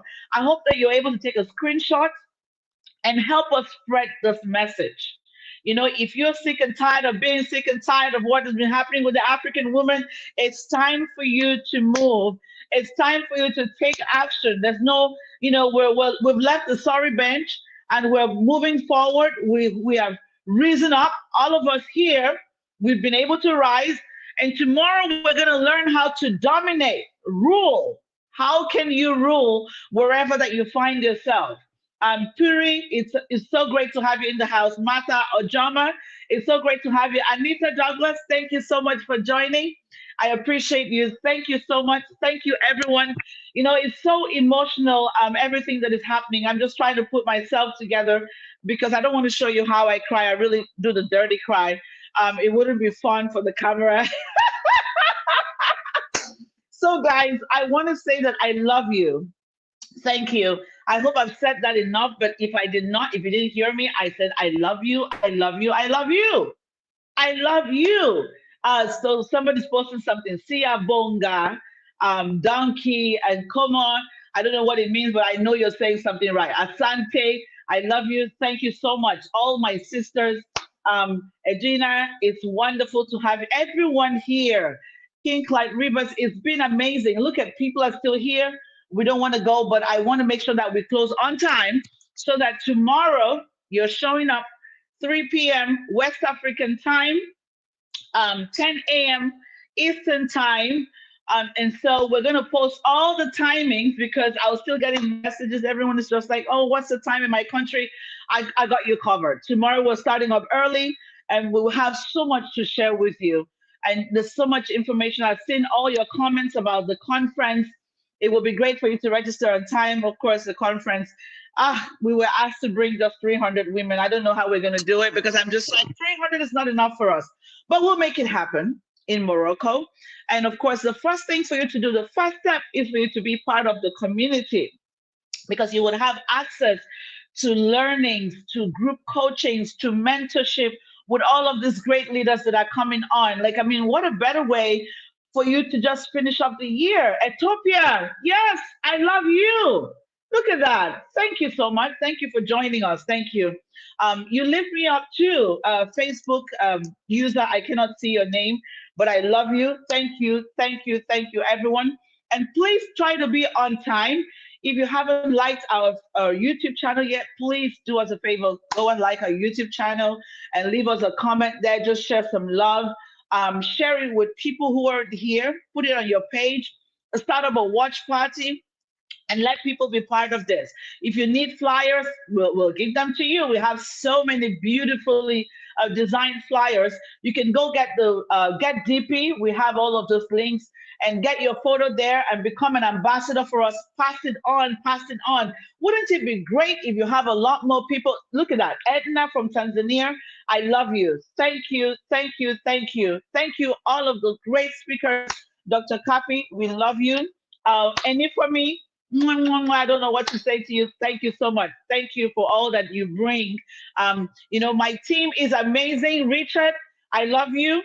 Mary Linda, I love you. McCann, I love you. Charles, I love you. Radiant, I love you. J.O. John, I love you. Website Chick, oh my goodness. Glory, a real one. So many, and all the volunteers. Uganda, I love you too. Botswana, I love you. DR Congo, I love you. And Aya is here. Oh my goodness. What a way to, wow, sis. It's so great to have you. Oh my goodness. Oh my goodness. Listen, she made it. She made it, guys. Addis Ababa is saying, I love you. Zambia. Yes, thank you so much. Thank you. And we have Aya here. I wasn't sure she'd be able to connect and come in, but I'm so grateful to you, sis, that you made it from Tunisia. I'm so grateful to you. Where's my team? Team, can you bring on Aya's introduction quickly, please? Aya, it's such a blessing to have you here because I know how busy you are. I know sometimes I wonder what part of the world that you're in, but you still made out time to be here. Thank you so much. Can my team bring up Aya's introduction quickly? Is a multi-award winning Pan-African feminist, She rose to prominence as a voice for democracy and shot to global fame as a political blogger during the 2010-2011 Tunisia Revolution. She served as the first ever African Union Special Envoy on Youth and the youngest diplomat at the African Union Commission Chairperson's Cabinet 2018 to 2022. She received the Gates Campaign Award and was named in the Forbes Africa's 50 Most Powerful Women, New African Magazine list of 100 Most Influential Africans, and Top 20 list of a political 100 the most influential young people in government. Her story and talks have been critically acclaimed by The Guardian, HuffPost, Jeune Afrique, France 24, Deutsche Welle, and more. Let us welcome Miss Aya Chebi.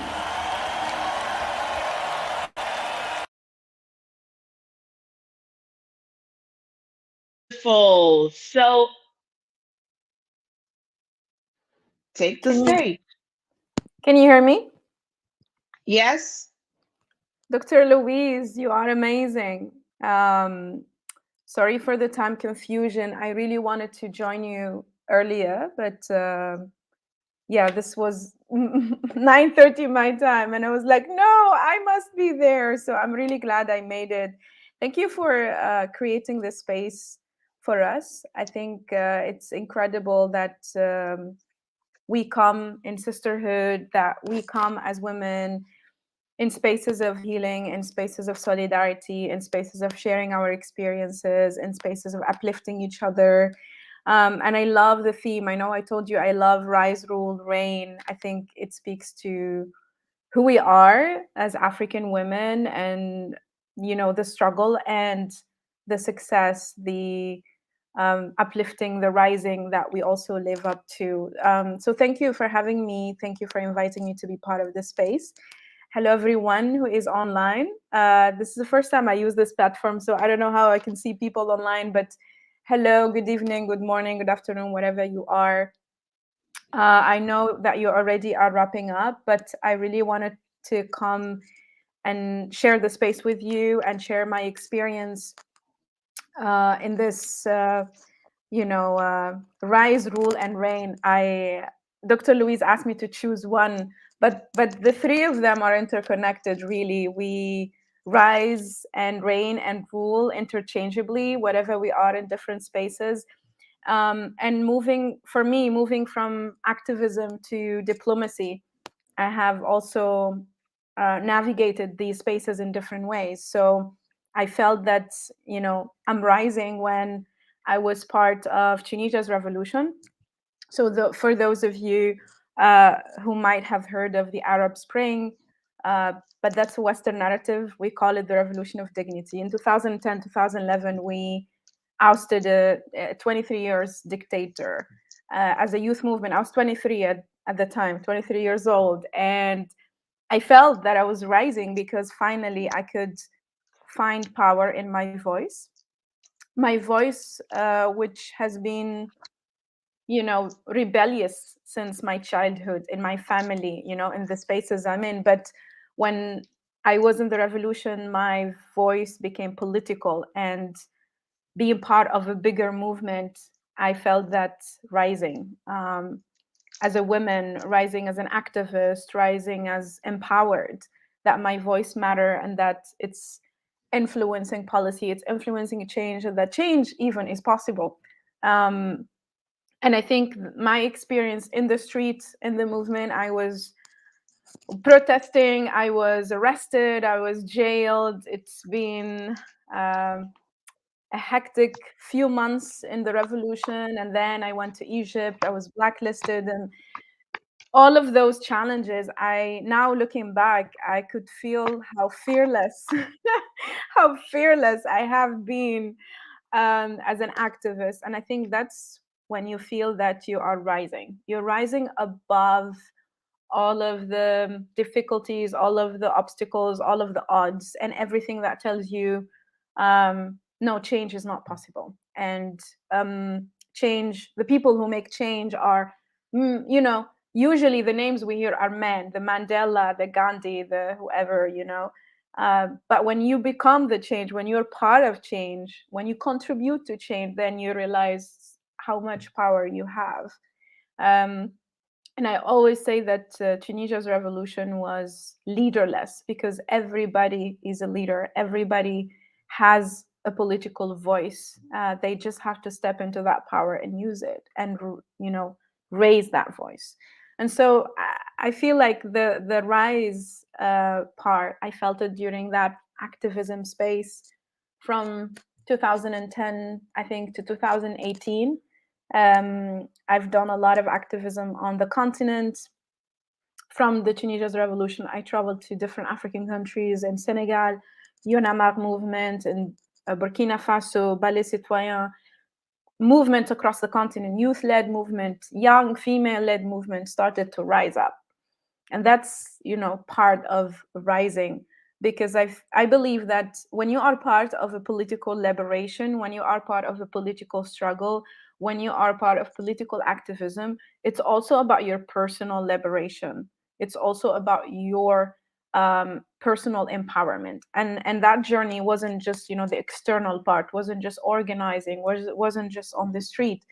I was also liberating myself from my limiting beliefs, liberating myself sexually, liberating my, you know, my worldview, liberating myself from so many colonial thinking, liberating myself from many things within that journey. So it was a lot of unlearning and learning again. And then the rule part, I think that's when I transitioned into diplomacy. And so in 2018, I was appointed as the first envoy for the African Union, a position that was created. I've never thought I would be the envoy because that position didn't exist before, right? Sometimes you're like, you have a goal, I want to be in a certain position of president or you know, minister or whatever, but that position didn't exist. So I never imagined myself in that. But it naturally was for me the next step, because I have been in the street, anti-establishment and activism, and I've seen change, but I want radical change.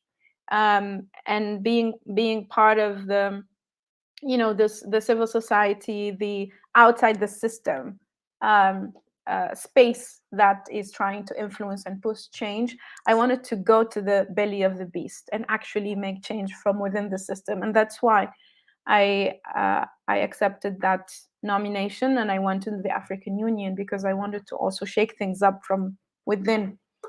And I think that's the rule part, where you actually step in and occupy those leadership positions, because they're not going to be handed over to us. They're not waiting there for us. We have to literally occupy them. We have to get to that space, you know, with all our audacity, with all our resilience, with, you know, all the female leadership powers we have to just get there. And being there as the youngest and usually the only female in the room, in a room of old men, like every day during those meetings, you know, I reached a point where I actually I could anticipate patriarchy. I could observe how patriarchy navigates, and I moved from like frustration and being reactive to it and trying to, you know, fight in different ways and trying to navigate it, to actually, yeah, I feel like I'm ruling. I know what I'm doing. I'm the expert here. This is my space, right? And whatever, I'm walking into a room of people who think they have more experience because they have toxic masculinity, and because that doesn't mean that I have to be less, or doesn't mean that I have to respect whatever you know, they expect me to behave or to wear or to, you know, carry myself. And so I think that's the period of time. It was about 2 years and a half. I started in the end of 2018 and I finished my mandate in March 2021. And it was really about ruling like a boss, right? Like, I know exactly what I'm doing here and I'm going to shake things up. And so I stayed focused on course. despite ageist, behavior, despite misogyny, despite pushing back, despite people who are resistant to new ideas, to change, to innovation. I think even during the pandemic, as much as it was such a struggle and such a challenge for all of us, to me it was like, turn this crisis into an opportunity. And because like myself and my amazing team, we were the most innovative, creative, trying new things, we just jumped on the opportunity. Literally nobody understood what's happening March 2020, what's happening in this world.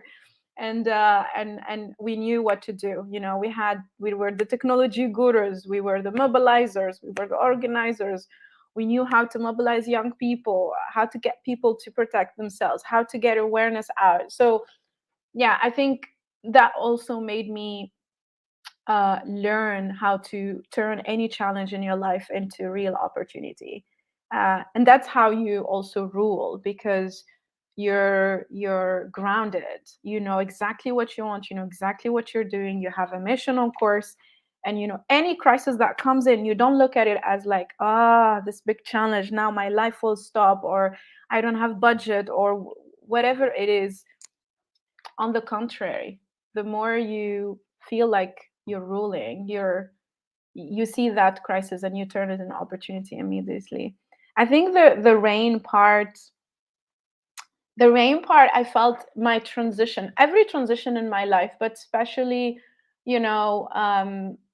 when I transitioned out and I understood the diplomacy space, I understood the activism space, I understood government and citizen, because there is this distrust and there is this gap between the street and the institution, the streets and the institution, the youth and the leaders. There is this gap, and I understood my role. Actually, I'm even more now valuable to activism and advocacy more than before, because I understand now what's happening within the system and how the system functions. And so I do feel that it's the rain. Now it's the rain space, because now I'm like, let's do this and this and get this done. I feel like I'm a bridge. I'm connecting. I'm getting things to move. Because sometimes also when you are within the system and you get really absorbed by bureaucracy and the machine, you get frustrated, and it can either frustrate you and stop you from making change, or it can co-opt you to become part of the system or perpetuate the system. And I think it's important to always step back and navigate those spaces. I think staying in one space for too long makes us less radical, and we are in a time that we need to be more radical. After I finished my mandate as the envoy, I did two surgeries, and it was really time for me to reflect. I did this is a safe space. I did an anal surgery, not too fancy, but that meant I stayed in bed for 3 months. Like me, I can't. I live on a plane. But that really made me reflect that at the end of the day, your power is your radical self. You have to find it, because I felt so at peace with myself, because I never compromised my radical self.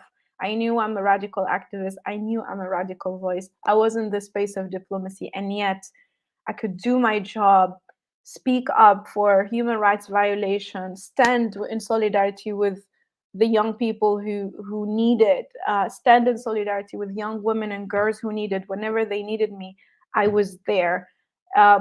Whatever position you hold, whatever title you hold, at the end of the day, it's your radical self. When you are you and yourself, I think that's the most important. And once you find that radical in you, your identity is clear to you. You have clarity. You have clarity of your identity. You have clarity of your mission. And whatever you do it, whatever position you hold, whatever space you occupy, it doesn't matter. At the end of the day, you're here to fulfill that mission to the end and be your radical self every day. So I think, some people say the best version of yourself. Some people say be authentic self and so on. But I think it's even more, it's radical, like, being you, the diplomat, and going and skating, and and have Afro dance at night, and whatever you do, like being radical you. It doesn't mean that your life is one box, and because society has to boxes women in this one thing, and that's what we have to be. I think being our fullest self, our truest self in this world is the most empowering, and it's what makes you rise, what makes you rule, and what makes you reign. So this is what I had to share with you today. It's so lovely to be here. And Dr. Louise, I don't know if there are any questions, if there are any interactions. I'm here Yes, to share more. absolutely. Ah, that was so good, sis. I love it. Oh my goodness. Thank you so much. I'm so happy that you made it here. And of course, your story, brings everything to life. You know what I mean? And of course, there are questions waiting for you in the comments. Just one second. I saw some questions for you. Um, okay. Right. Somebody asked a question here. Christabel, excuse me. She said, what were some of our notable achievements of the sheikhs in there? Because I can imagine it was not an easy ambience. So she's trying to figure out what are some of the things that you dealt with, while you were going through that process. What are some of those challenges that you dealt with? Because we have a lot of women leaders in our midst here, from every country in Africa. It's been amazing time that we've had here for over 3 hours now. And so many of these women are transiting into running for office, into dominating in their own space, into just getting to the front lines. And that's why that question is coming. What were some of the major challenges that you might have faced as you were going through that process? Over to you. Yeah. Yeah, that's a very important question. At first 6 months to this position, I learned to be a listener in my activism. I used to be this noisy activist, this stubborn, get things done now. I want to kick out all dictators tomorrow. I was like that. And I learned along the way to be a good listener. And it was good that I came into that position with that listening ear. And so the first 6 months, I was listening. For 2 months, I got the hype of frustration because I want to get things done. Bureaucracy was really hitting hard. And then the secret to the rest of the 2 years to be successful is I started to laugh at patriarchy. So I go into situations where I'm in a meeting head to head with the head of state, right? He has his two boys on the side. We have our flags, whatnot. I have two guys on my side, my advisors, his advisors. We're head to head. We're talking business, right? I'm talking about FGM. I'm talking about child marriage. I'm talking about organizing an intergenerational dialogue and so on. And the president, I'm talking to him. I'm explaining. I'm pitching. And then he responds and he looks at the guy next to me, and then he looks at the other guy next to me. He doesn't give me the eye to eye the whole half an hour meeting. And so when we went out, I asked the guys, they did not notice. You know how patriarchy, like even them, like my feminist dudes, they're like, I trained you guys. You didn't notice that he didn't even make eye contact with me. And that's, and then they started to say, oh no, it's because of religion. He comes from a religious country. He's Muslim, maybe because of culture, respect, and whatnot. I'm like, no, if he was doing business to business with the men, he would look him in the eye and he would do that. And I laughed at it, when I went out because I got things done anyway, right? You don't want to look me in the eye.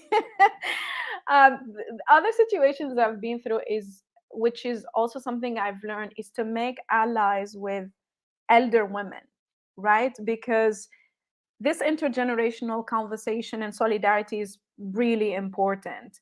Of course, we recognize the struggle, the achievements of women who came before us. They paved the way for us. I wouldn't be in the AU if we didn't have women commissioners, if we didn't have a women chairperson of the African Union, if we didn't have parity. So I truly recognize that. Of course, we have our differences and we need to challenge each other in order to move to the future. Even us, we need to challenge ourselves for what the next generation will tell us.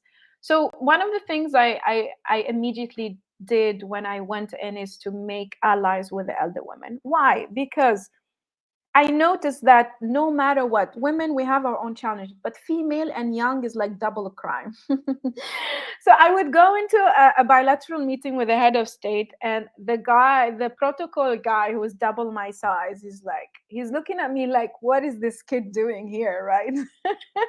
Like, what are you doing here? This is not your place, go, whatever. And I insist. And so I call some of the elder women diplomats who went inside, and they came out to bring me in. Imagine, I was part of the meeting, but the gatekeepers closed the door. Of course, the gatekeepers are men. They could be women too, right? But usually they are men who think that this is not your place to be.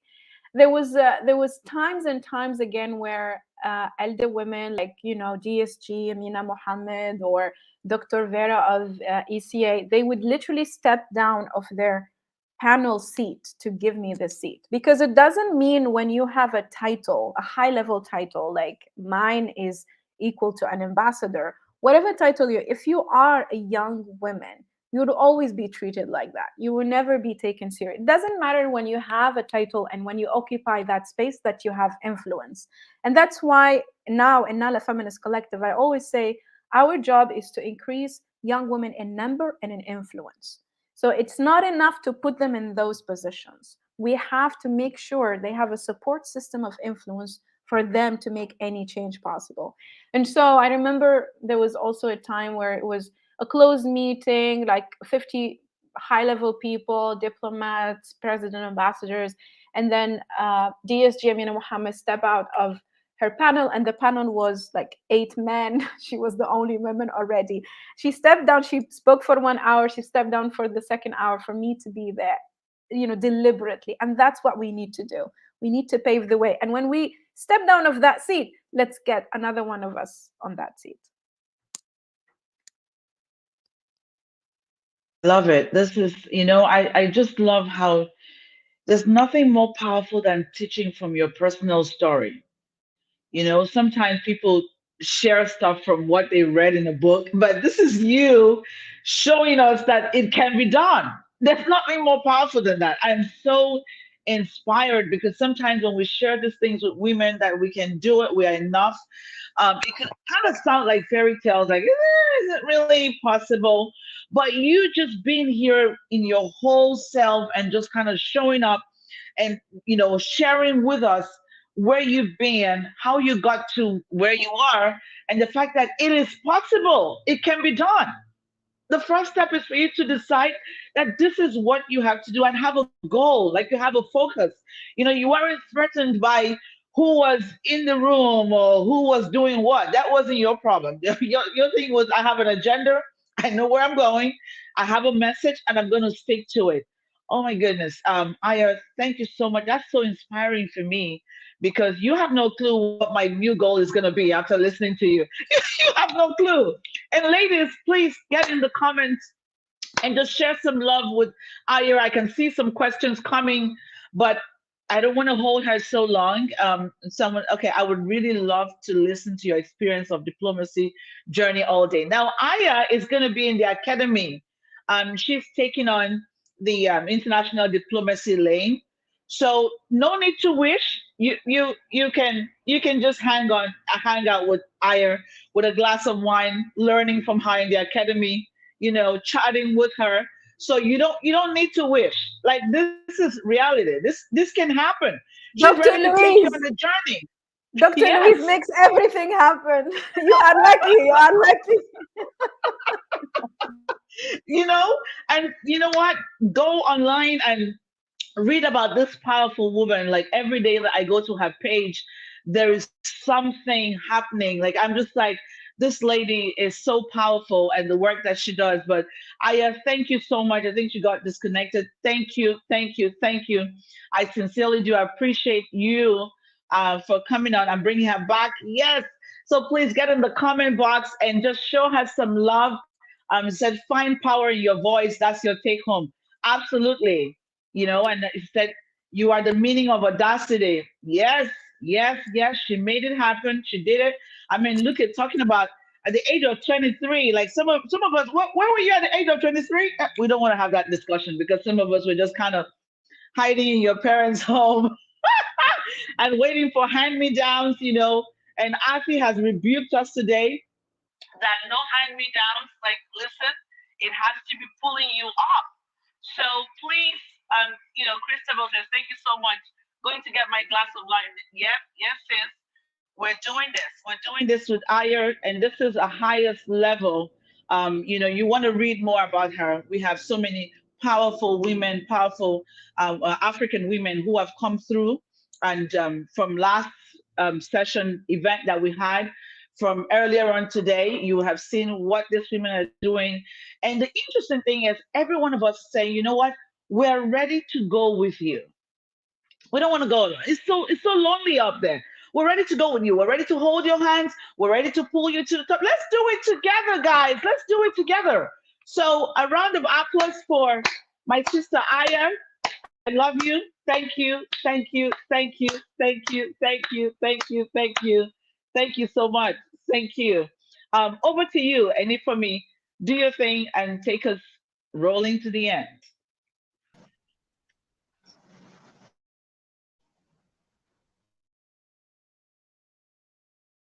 Thank you, thank you. If you've ever doubted that we have beauties in Africa, I saw beauties today. I don't know about you people in the comments and in the audience. I saw beauties. When we thought we have seen beauties and then we're going, I now came and just, sprinkled beauty all over our screens. And I'm like, is she a beauty queen? Oh my God. How can someone be this gorgeous? Wow.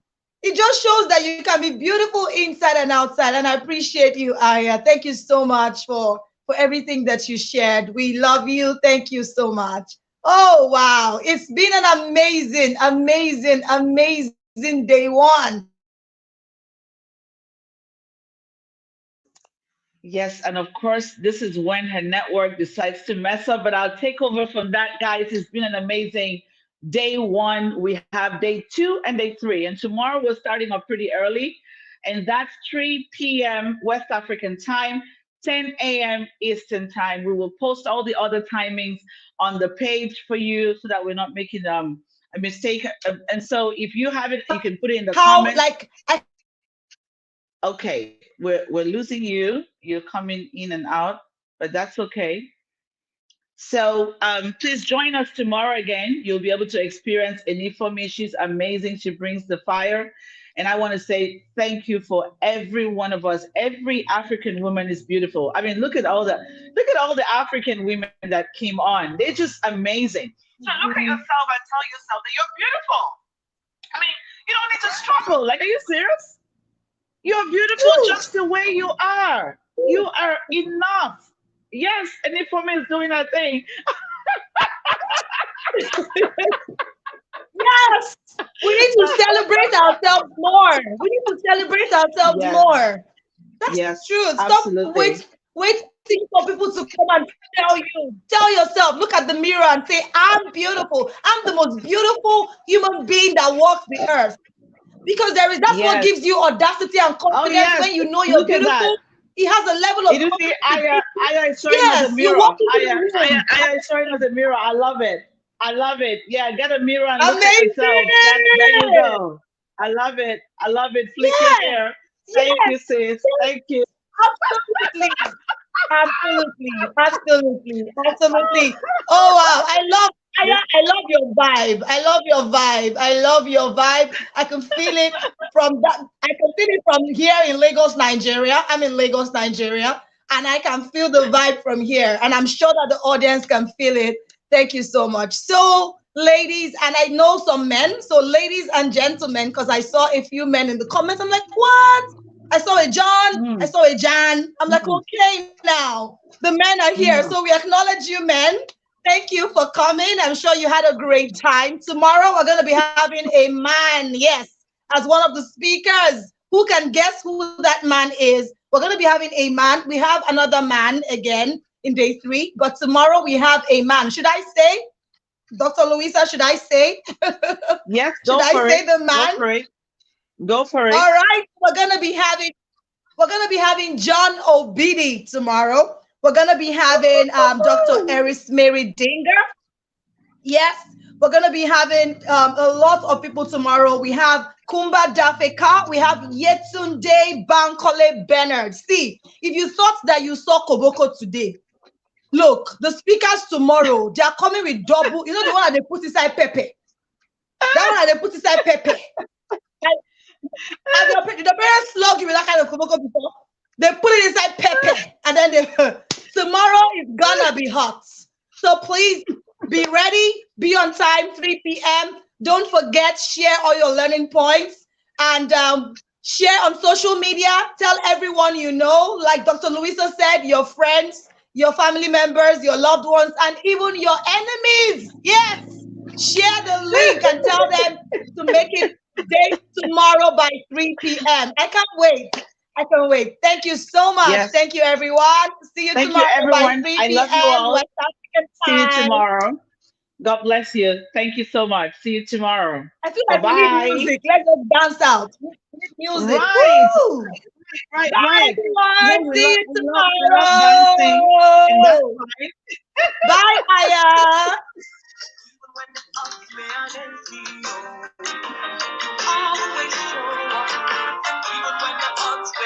Yes, sir.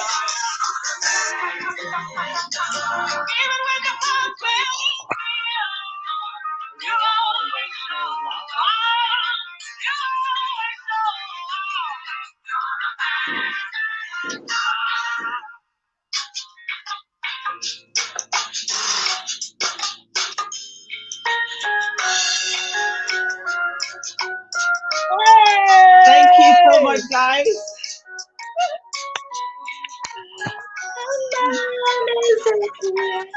Hey! See you all tomorrow. Thank you, guys. Hey! See you tomorrow. God bless you. Thank you so much. See you tomorrow. I know. Eyes have seen my tears and hurt. I don't have the right to the music. It's Judy K. We don't have the right to the music, but thank you. It's African music. I love it. I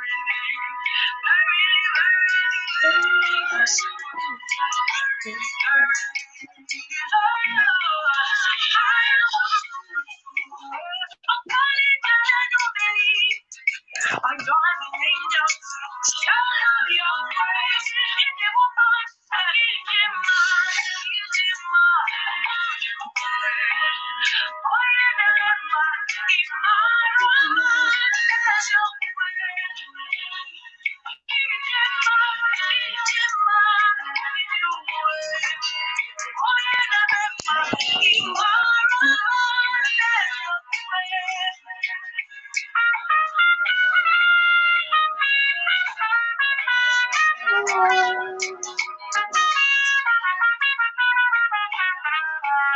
Okay, thank you so much. We're going to do a lot more dancing tomorrow. Let me tell you, come with your dancing shoes. Make sure you bring your glass of wine, your glass of water, your glass of juice. Maybe your glass is not going to be enough because listen, I brought two and it's done. So tomorrow is going to be hot, hot, hot, hot, hot. And do me a favor, invite at least 10 people to come with you. When invite 10 people and type their names, bring them along with you. It's going to be wonderful. Yes, we're leaving some dance for tomorrow, Sharon. I love you. Thank you, thank you, thank you. Have a good night. We'll see you tomorrow. And if for me, thank you. Thank you so much, my team. Without you, this cannot happen. I love you guys. Thank you so much. God bless you.